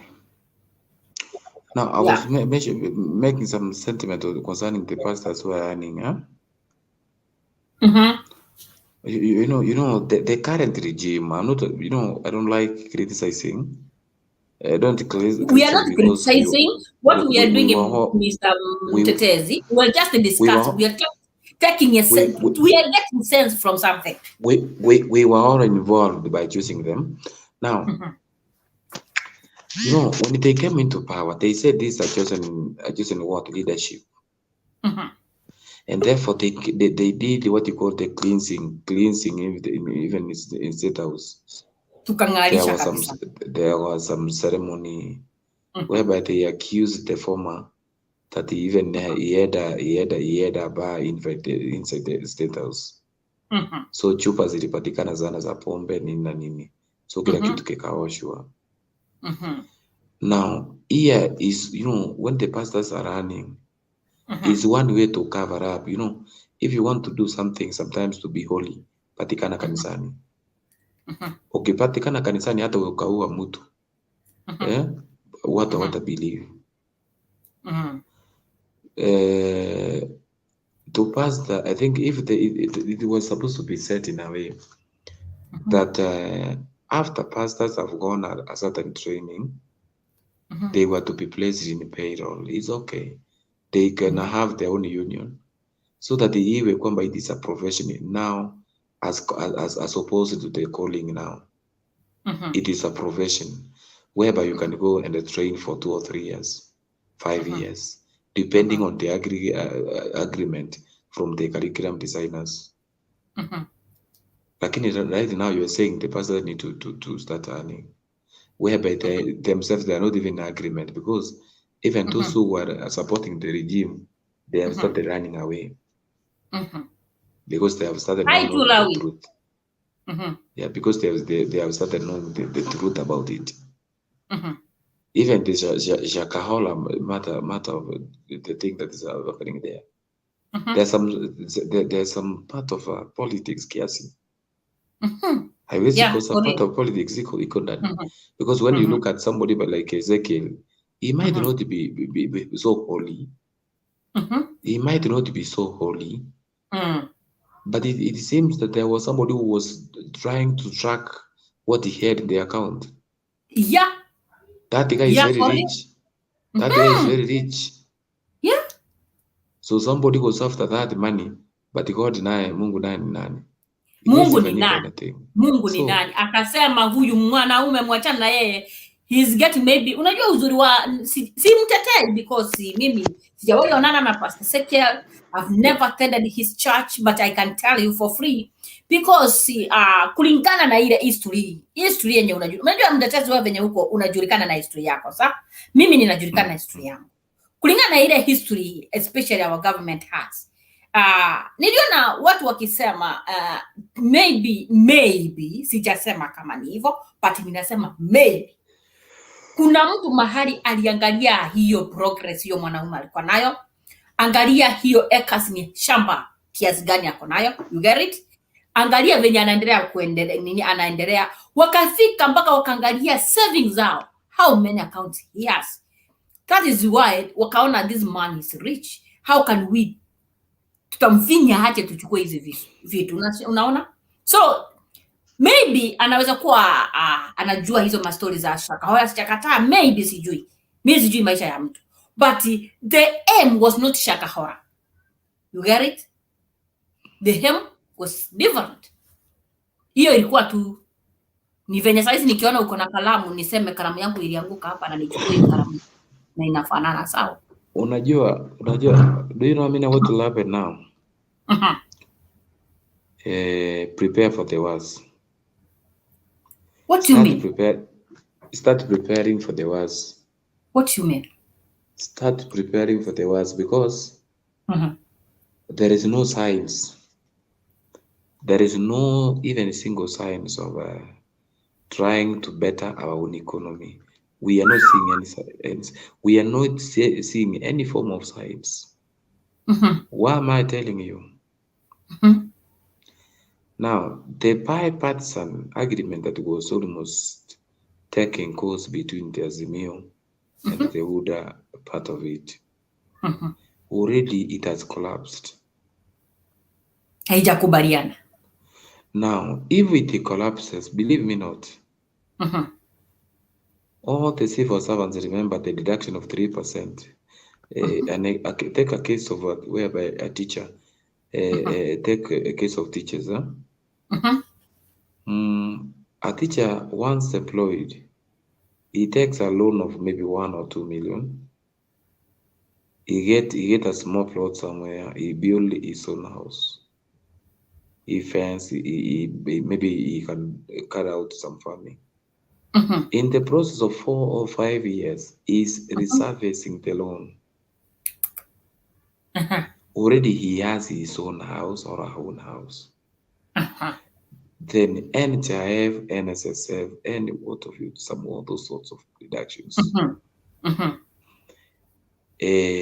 Majority of the teachers already they own their own houses. Exactly. Yeah. Now, why are you bringing the 3% then if you want to build it for their houses?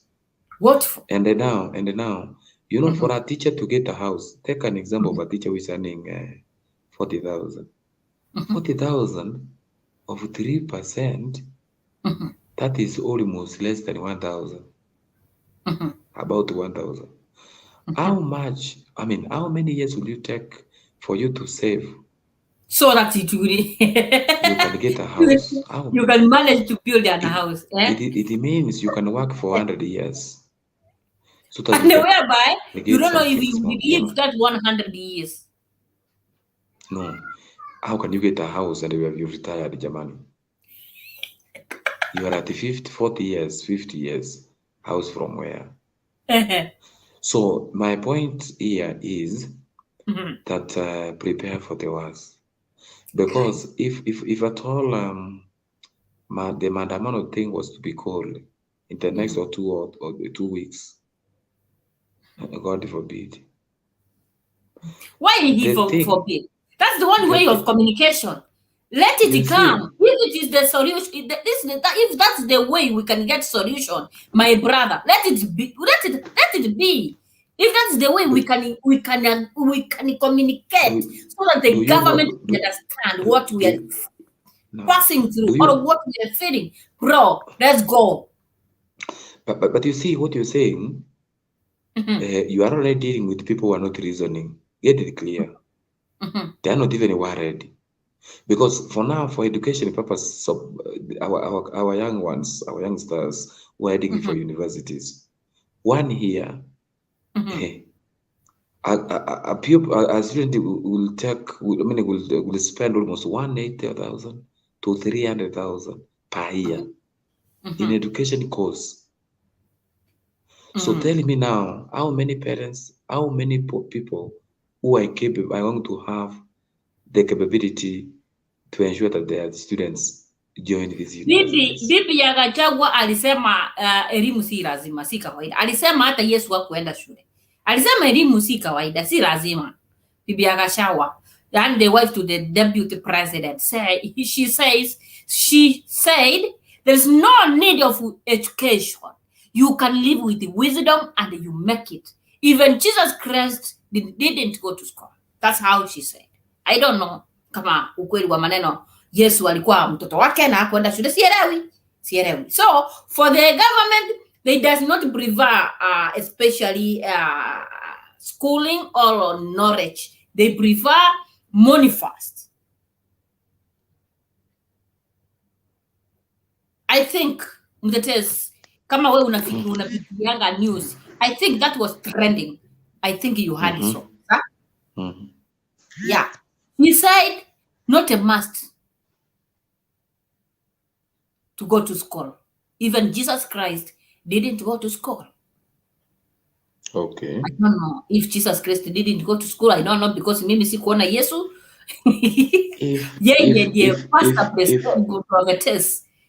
If you want to kill the dream of a nation, just try and start by killing education in that country. But Mtetezi, can I ask you a question? When you just compare this government and the previous government, not only just the previous government, the previous government, when you compare these two governments, in this side for, what can I say, in this side for education, this government, do you see any seriousness in education? Me, I see like they want to keep the means of education. Reason why am I telling you like this? If they say one, hata Yesu hakuenda shule, hiyo ni kitu ya kwanza. Second, wakaleta sijui junior secondary school yenye haina foundation, my brother. That one you can bear with me witness. Sawa, already sasa tuko na junior secondary whereby even vitabu zake zenyewe asakuwa nini published, kama ninadanganya Mungu anaona.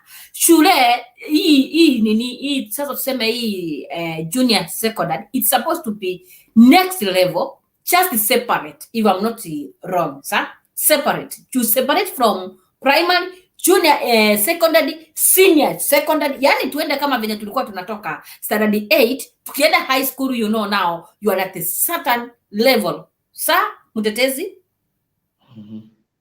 But now mtoto amemaliza standard 6, the same school with the same shot with the same shirt, ako hapa standard 7, you are confusing that kid that he or she is at the next level, junior secondary, for real, using the same textbook, the previous schools they were using. Now, what if it's better even they could have just leave our system to remain 844.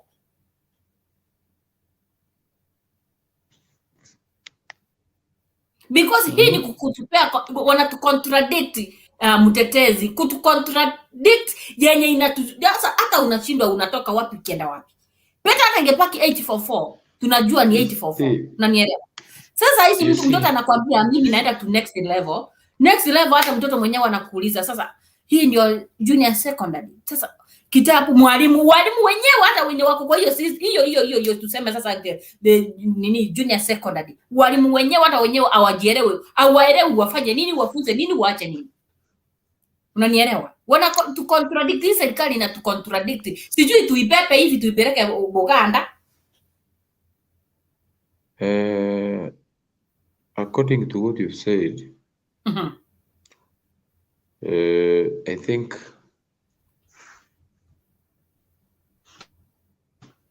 anything that deals with the households, equipment and tools, everybody should work.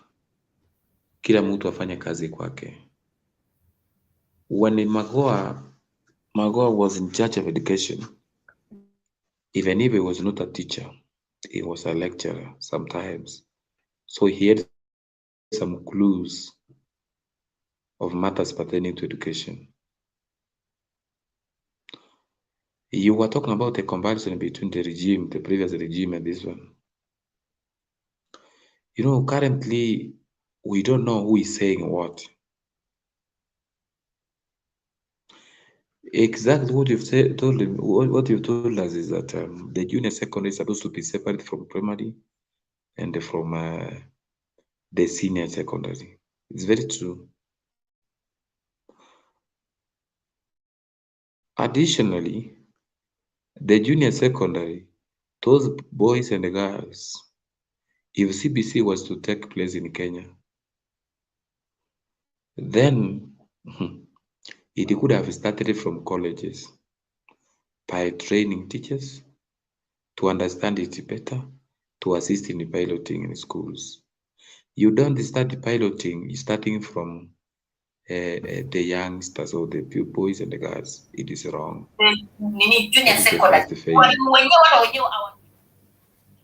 That is the first failure that we incurred. We watched, we saw it coming, and we never took action. Now, what is the way forward? Out of all the pupils who are in grade 7, if a survey was to be done genuinely, because I've interacted with those books, so seriously with them, and the CBC is entirely trying to encourage digital literacy. And the digital literacy, these are machines, these are gadgets that are supposed to be used in our schools, whereby boys and girls can go freely. There should be enough computers within those schools. There should be enough internet, because after each substrand, each subtopic, that is, there is what you call a connection to a device. You're supposed to go to YouTube through a certain link. You follow it practically after every lesson. But I wonder now, to our public schools, whereby the youngsters hata hawana hata viatu vya kuvalia, viatu hawana viatu. But Siad, mimi nilikuwa nafaa ilikuwa inaitwa Otero. It is okay. I'm trying to imagine mtoto atakuwa na computer ama atakuwa na kiatu. I'm trying to look at it from that scenario. Yeah, exactly. And now to make it very painful to our parents, I think it is high time, not even kuandamana because we need for the economy only. The parents need to wake up. They need to do a follow-up to their young ones, whether this thing is making sense or not. Because in the next month, is the month of July, there will be a national assessment. And I do remember how this thing started. There was what you call World Bank. World Bank was sponsoring the CBC. And therefore, they form a regime. Even if we are blaming this government that is in power right now, there was a connection between the CBC and the World Bank. So the World Bank was suddenly pumping a lot of money to it. Pumping. I do remember even there is a time the exam was, there was an exam immediately after Corona. There was an exam that they did almost all the streams. It was being written at the top there, sponsored by World Bank. So even this government, I'm very much aware that the World Bank and the other well-wishers are pumping money to it, including the SIMASE thing, trying the STEM, dealing with the maths and sciences subjects. So when you see people dying for these things, it is not they're after kids or pupils. They are after their gain. They are after their gain, personal gain. Personal gain. Because if they were for these young ones, in fact, if I was the president, believe me not, I could have not tied this kind of junior secondary with any qualification. That's the first thing I could have done.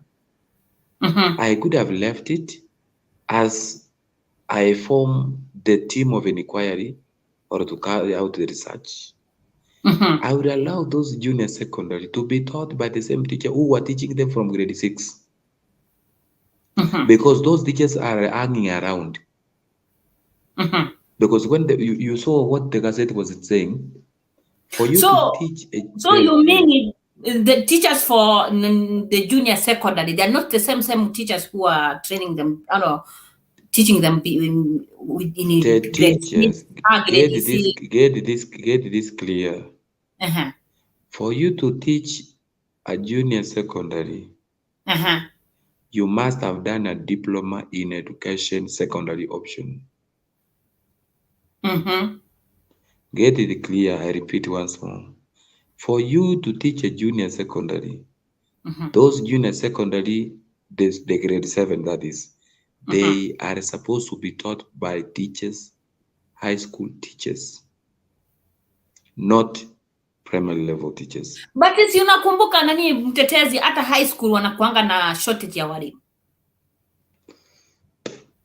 Sasa yes, I know. Saa hii wanatoa wapi hao wa high school? Kama high school yenyewe iko na shortage, watatoa wapi hao wakuja kufunza hiyo junior high school? You know, if you say shortage, we don't have shortage of teachers. Ni hawataki kuajiri. Kuna watu wengine wamemaliza vizuri sana mashule, hawataki kuajiri, wanasema sijui serikali haina, government haina pesa, sijui nini. Because nakumbuka mimi shule yenye huko kwetu yenye iko karibu kabisa inaitwa Amariba High School. I remember walimu wenye walikuwa wanafunza huko hata hawatafika 6. Believe me. Do you know there was an advert for employment of high school teachers? It was about 3,200.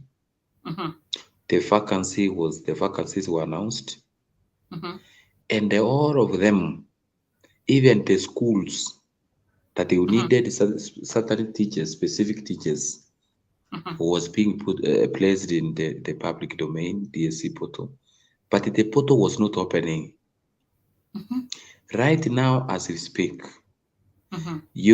when a slight follow-up was being done, it was being realized that those chances were being sold. Were being sold. It is about, I'm talking about things that are happening now. Even teachers are being posted silently. Silently, you hear tomorrow you have a new teacher from TSC, permanent and pensionable, not even intern. A graduate who graduated last year December is in a new station, and a graduate of 2015 or 2016 is here tamaking in a junior secondary intern who has not received the salary with a family up, and it is a mess. Total mess. There is a problem. There is a very big problem. There is a very big problem. Tani mnasema tuko tu kwa serikali, government yetu iko choncho, we are just there. Mimi ninge advise tu kwa Kenya tu. Wakaze nati, wakaze mishipi, waingie shambani, walime mahindi, wapande sukuma karibu na mto. Kama mtetezi, hata ukisema kila mtu aingie kwa shamba apande mahindi, apande sukuma, nani atanunua kwa mwingine? Listen, umesema kila mtu akaze mkono, amkaze kabisa hiyo kamba, ajifunge mkanda kabisa. I'm not interested with kuuza na kupata pesa. Ni kukula. I'm very much interested na watoto kwa kikucha wacheze na chakula ikiwa kwa nyumba, hata afadhali bila mafuta. I'm telling you, days ahead haziko sawa. From where I sit, things are not okay. These guys wamefungua account zao whereby money zinakimbia zaidi. Some of them are very young. Some of the leaders that we have, they are very young. Ambao wako na kitu fulani, wako na queue fulani, queue. They ni kama they are competing. Au mena niko worth ngapi? Niko worth 8 billion, niko worth 2 billion. So people are fighting. Wanang'ang'ania. Sasa ni kusave. Tenda wanabeba utenda wenyewe. So don't expect life for you a common mwananchi ikuje tu hapo chini. I'm very close friend of these people were forces. Very close friend. They are very close friend of mine, the forces. The JSU, Kenya Police. These military forces. They are very close of mine. They are very I'm very friendly to them. Even their part, they are not happy about it. Because life is hard for us all. Hakuna mtu anasema wewe labda wewe unanunua, kuna duka unanunua cheap na mwingine anaenda kununua expensive. Hakuna. So it might reach a point whereby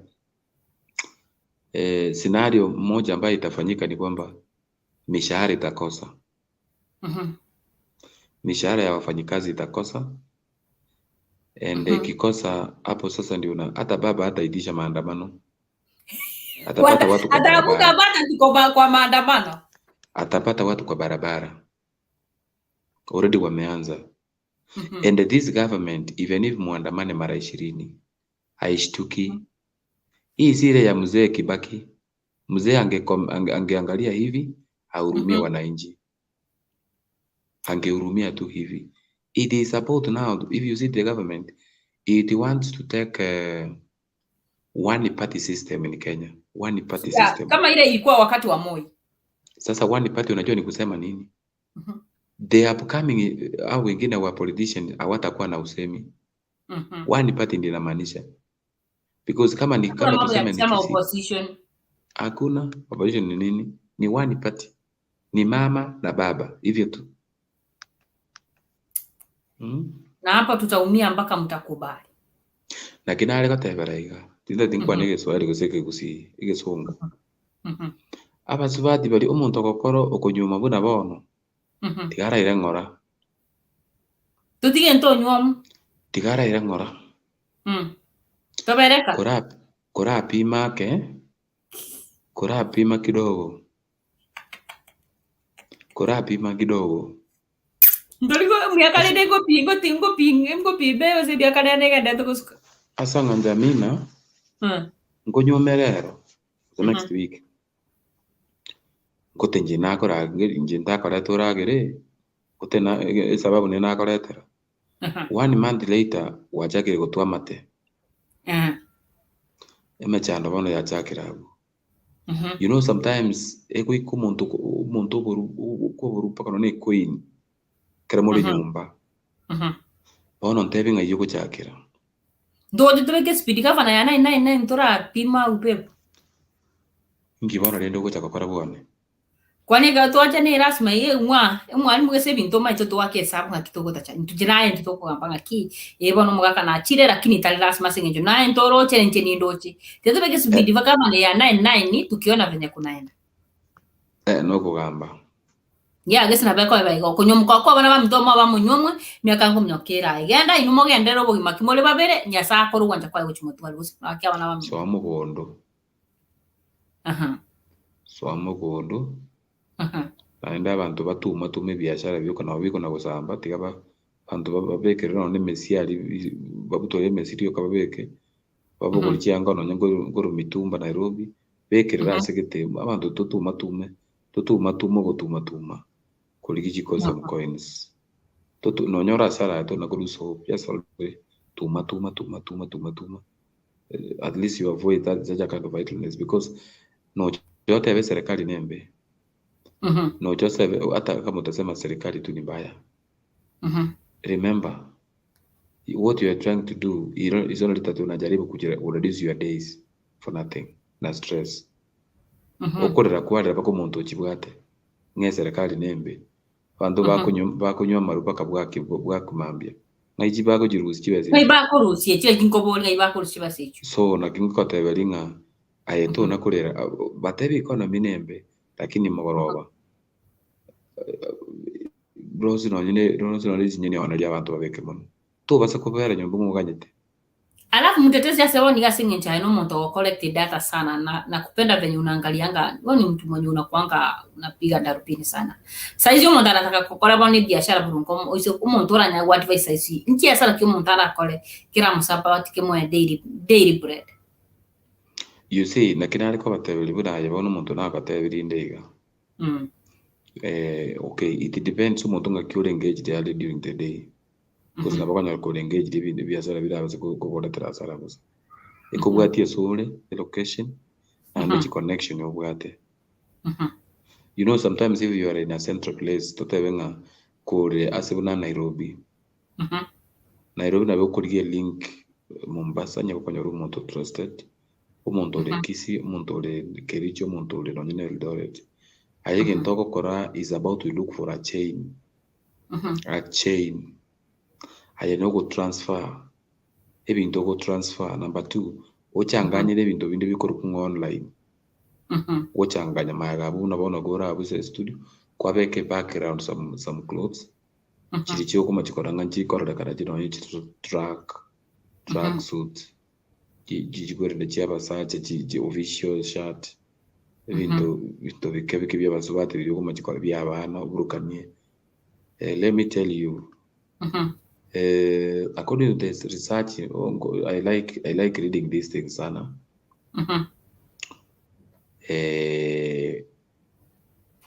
Biashara bichange bibwata faida nyingi sana nana kubikora, but I know I've read a number of times. Because yoko pick you might tena yoko, you know the goodness with those things, you are the one who is controlling the price. That is the first thing. Because eyanga nyekwaje korote, for example, ose eyange ekubwati yangaki eshati ose 650 karagwa kule wholesale abakwa yonye 1200. Lakini komaita ase biashara bichianga ichio tali editora tanga orata ose video frequent abo on maybe once ose week na bo ko etato oni asinge chikitari gento kia daily basis sa yeah. Chianga it is on daily basis. Chiko oluyo kalyo you know ekeruko chakana lyo bwate mechando. Lakini ekeruko ajire nguma ngunya guchakoro konyore ntoru ngachitenda. Ndetere chishati sato chirichane ntomere chirongo chirichane isato ntomere changa chirichi abana mpakeli newborn mpakeli changa chirose chiribuchane chirichi saba yani nkolrega. You know, it's about again tabantu baba no gochaka. Ogochaka no mechando uri muno uri gabono baba etekerage. Kibese kirasareke. No. Ara kwa we birasambe. Andonyo ro kaire kibese no mubebu. Achake oko bolinga ibwe ile tense no watomete. No. Ekere gochaka egintu. Litanga ni kwege biashara bigenda inse. Ati fast biko genda nze. We manage korunsa hali bigenda iguru lyoka. Bigenda iguru. The other thing nakotebeti. ebintu mbire depending on the location. Oisi kunyora saga yaga kona gitaka ya endogere to nga milk bar amabera yoko tabuji kibye kya gorobe guseke ma 5 kwa imukire bantu kwa babuchira boko bapimira ko bapimira bikombe ya kubapima pimera ariko babuchira ari magorobe ke mambi kero kasambiri okoreta amabera ari ukiete wachenjire biashara alisiko kukwabeka ebintu biria okuburuka n'egento kuruka ebi nganto gwate turuna M-Pesa tugwate M-Pesa services to ore agent ya Equity co bank obibuka n'ibiyonsi pi obibuka ubrosi bikaisi bimtani ya engera nero bibigite at a strategic point kuko cho oigore asi ni oigore pero utaka kobe utaka ko gutumika mna KCP mtaani utagete kutwara hizo connection is it a must you must be their client maybe una save huko ndio sasa waanza kukupea hiyo nini okay at the first you must register for them with them and number 2 ebitoko tali biashara ko chakabioka ebine biashara biko supplement what you have the main business ebina bibiko ko abona daily coins because umuntu nabakwitiro wakoraki for them kere kwa bero mu agent yobona bagutumira jibeze at any given time you can deal with them kere kwa very trusted ego tego kuiraro utaramenye bisoero ngayoko se okusoera guki yani ndongo teba kono gutuma ebintamo ino to tenenera samo ngabono nikigango korono wana uchake koni amakara eta no koni amakara amakaruka abantu bako utumeka amakara barabake siku hizi endongura metungi yechigazi bagutumeka so it means I want to correct you metungi pire gas bona nda kiro monda utumeke metungi ira kiti metungi gas ni nga bawo jotone ebitari bintu ogwake sabu ya bwango nako tezi metungi ira ke sabu kidi iko ko pimo ro nga yoverete and the last punga pomire I wish inje no bankoni Kenya kiro monta iwe share yaye bange yo kwenda Tanzania agenda yo kwenda Uganda agenda yo kwenda guchibwara agenda na nyasanya bo tokonyo yo kwenda Shakahora agenda asabe nyasanya korona na Yesu mapema nsiye bo ntwarosiri ama ene kitogo ikegoro konya watorosete twarosira mene hii serikali ya kusema nimetenga yego tete utunganyi kurua stomene tucha tuyego chikiambuje kasi ya nkumeti yego tete 3% bado utubaka kachisa natu wakati nero mwenye na mai tutita munibere ntu constitution yego ta umuntu gaso ile kero ga kobera tam 10 years chikwa save yego chati njoma nyitena adija teti sengenche kana tabeti abantu ebemetime baka kungumetungo batebe nambono esukali inatakere 2 kg ebe 1000 alira because metumo bwate bakenya mubwate metwe mekon kwanda kabisa tigego no 1000 yes ukizoko nyere chae no we told aina boko kwa 1000 kile chibure mchenga kinko nywe chae bona we told you that pako uru akwane geikoyo abatebi gaki amangana amanyite yo sa batali maya mangana amanye paka kukwana burunge geikoyo gaki akukwana ko bateba abantu bamintunga murere bamituma mana ko genda motegerera motebo uru nelichara mungwana nelichara musubati amina naone kana ari kuriyo musubati mbwate buno mu rugione serikali enjalinge vision injira bwate nande vision imbwate finally toko tebinga abantu mukore gasi yobisi mwensi motoboe no if nye mutakita abantu mogendere no muntu no some muntu no likwa bisi ulikwe asima sio kanyito mushara ano mutaka utaka ngosiri yango ano mutaka bwanja because no bogoti chironi ngwakanore no bogoti tukerege nguragerore ngutarore akuna banyerere tendi ayo tugwatikende omonto ore kamiri no monto gurete biashara bya pikiri oine aromanyekanete oyo urachire usukire no monto ogosona ubwate charani yaye okorosi chisute ozikaundo korosi anga omonto ini that person is very rich kai na venye watu sasa wamefunga kazi wanasema sijui hiyo bosoni mbogo atikende sasa ayo monyete nye ogosoni kwa na nkwarengerende asengenjo you know everybody na what customer jiri promising nande ekero what customer jiri quality okonyora at every month ngosona bali gosebere usisatu ibere usisatu chiabana chiabarugie babo chiabaiseke chiabanyene ekero umanyite ko kore gazi buronge to kuluzi customers awezi kosa lakini onyore ko gusona ebintu bitayonke urachokorere so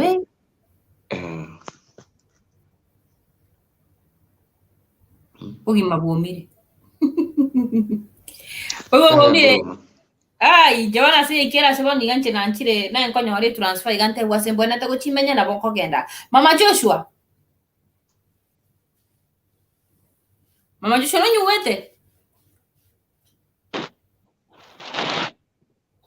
bai wete vya sana mina biyo mami pian ai bono no te queda no yo buga una serikali to den go imo atiki boni ana uche mama taifa bote banga tusabere serikali enya lego to timira niki promise ya tenga kimo ikire ngai mu isaranse mimi yo mweri mwanyora kiate ngira ngora mina nyuwete yo mwalimu mbuya bekire amangana ayo nyabekire kiria ndabuga ati comment na kopusi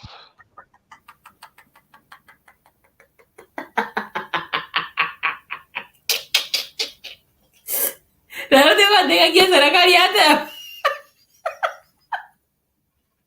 Pero pagarate yo mama Joshua mantenga kaya serikali ni bagari nyorore kolega Plus tu arolile etorolete lakini hizo jina ngokoka sana mtetezi kote hapa wazingine Tuwezie ke unie gatuirete iguru baba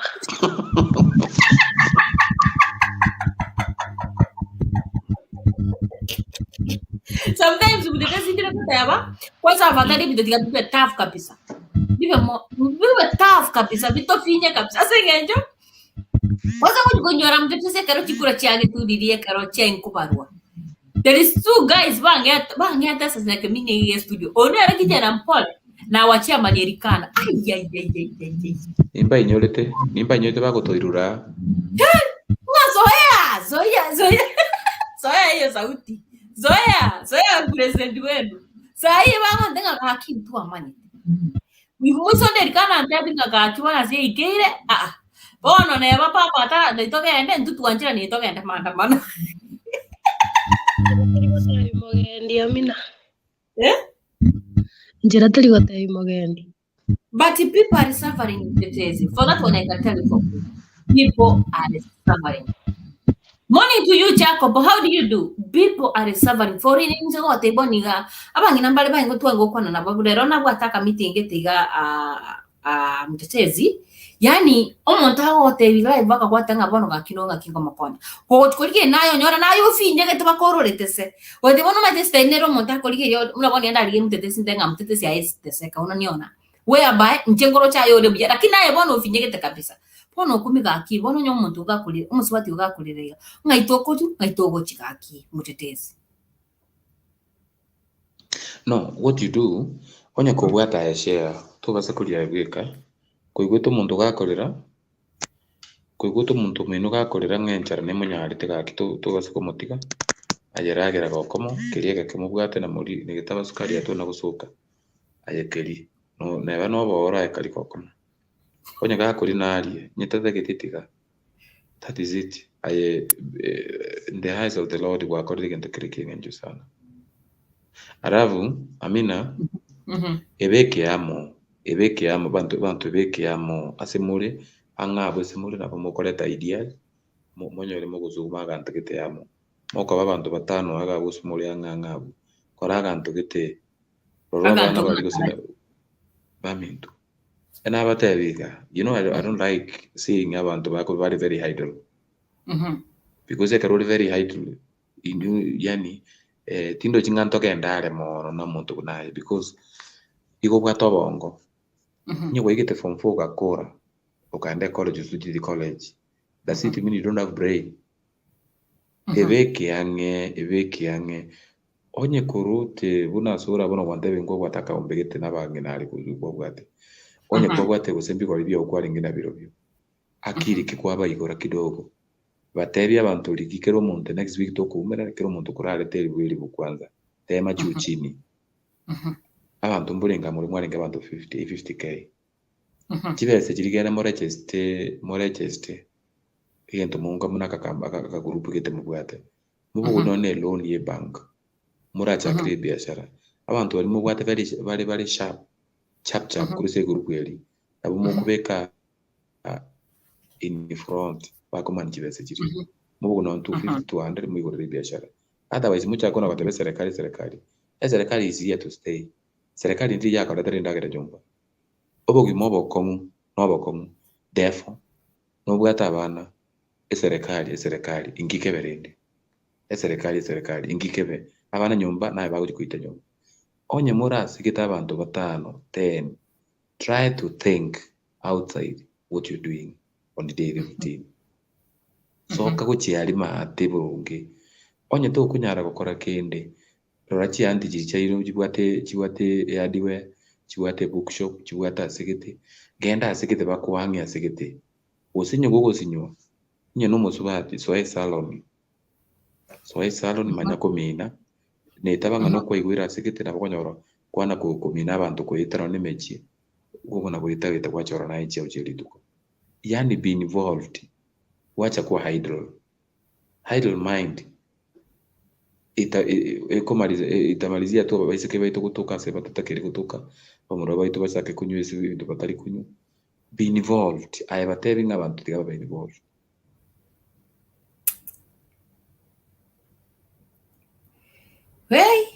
abantu tiga toteme koba involved nabo mutetezi atabire tutige kurara tutige kurarira masikio togo tebanga ngakiekale gente kenene to changamuke torore ngakiekoba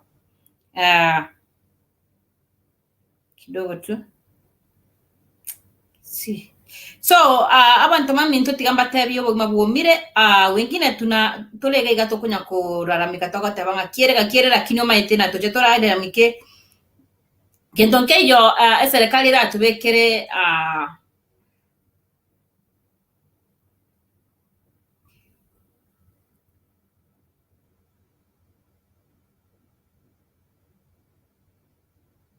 Yendonke yo serikali ra tubekere emesa unless and otherwise tokoleki tumanye ngangi toko shughulika tubunyole bwancha ekila kikeroro lakini onyole komayete gentoko kora I'm telling you hakuna chenye itakuletea shida utakuwa tu uko sawa na maisha itaendelea. Life is hard hiyo tinko bangaina obogimana bakomu ndoga ndendo gutuma lakini natutuma gendo tora kole genteke nene gwika tuchangamuke patirende serikali yento itase tole na bali chi representative especially kuru sense media ito ya gusi kaki nainu tombwate siroranga itorigeti omo yo minto simbarati kakichangamuka oyo minto buno osoro changamuka akina donya ba minta bana ba minto to abachorete moto ikera mutwali moto enande chishide chitu chake bene chirito bwate munyago tokonya ndu abaire tegali mwiki mutu moke akabana ba minto turuwapeleka huko mutu you fight for us at least tutokonya na senjera ya mago seyende timba dia mangego kwa na lero tekiteko soka mapema senyenjo ekibagona kero kineke ko ngona ni mama Kechosho to karunge conclusion enya ko bwate endo to kole program mama Chosho kole na kende ni sawa mama Chosho ni kama ako job tiango to mena namoro kwa base program na mwende abana ba minto ense ya kongire bio mire lakini kitoko kora wika tole mereri I wish I knew. Lakini nende tiga tuome neke bago gitari ando cia satore tumanye ngabu no akina kigi gito ndonya ko kanyerera nga serikali yetu serikali yetu kong'ena ntigatokong'e abale baba ke chuchu ko kwara sige jo ba tinga nyoro tinga ro chimo ino no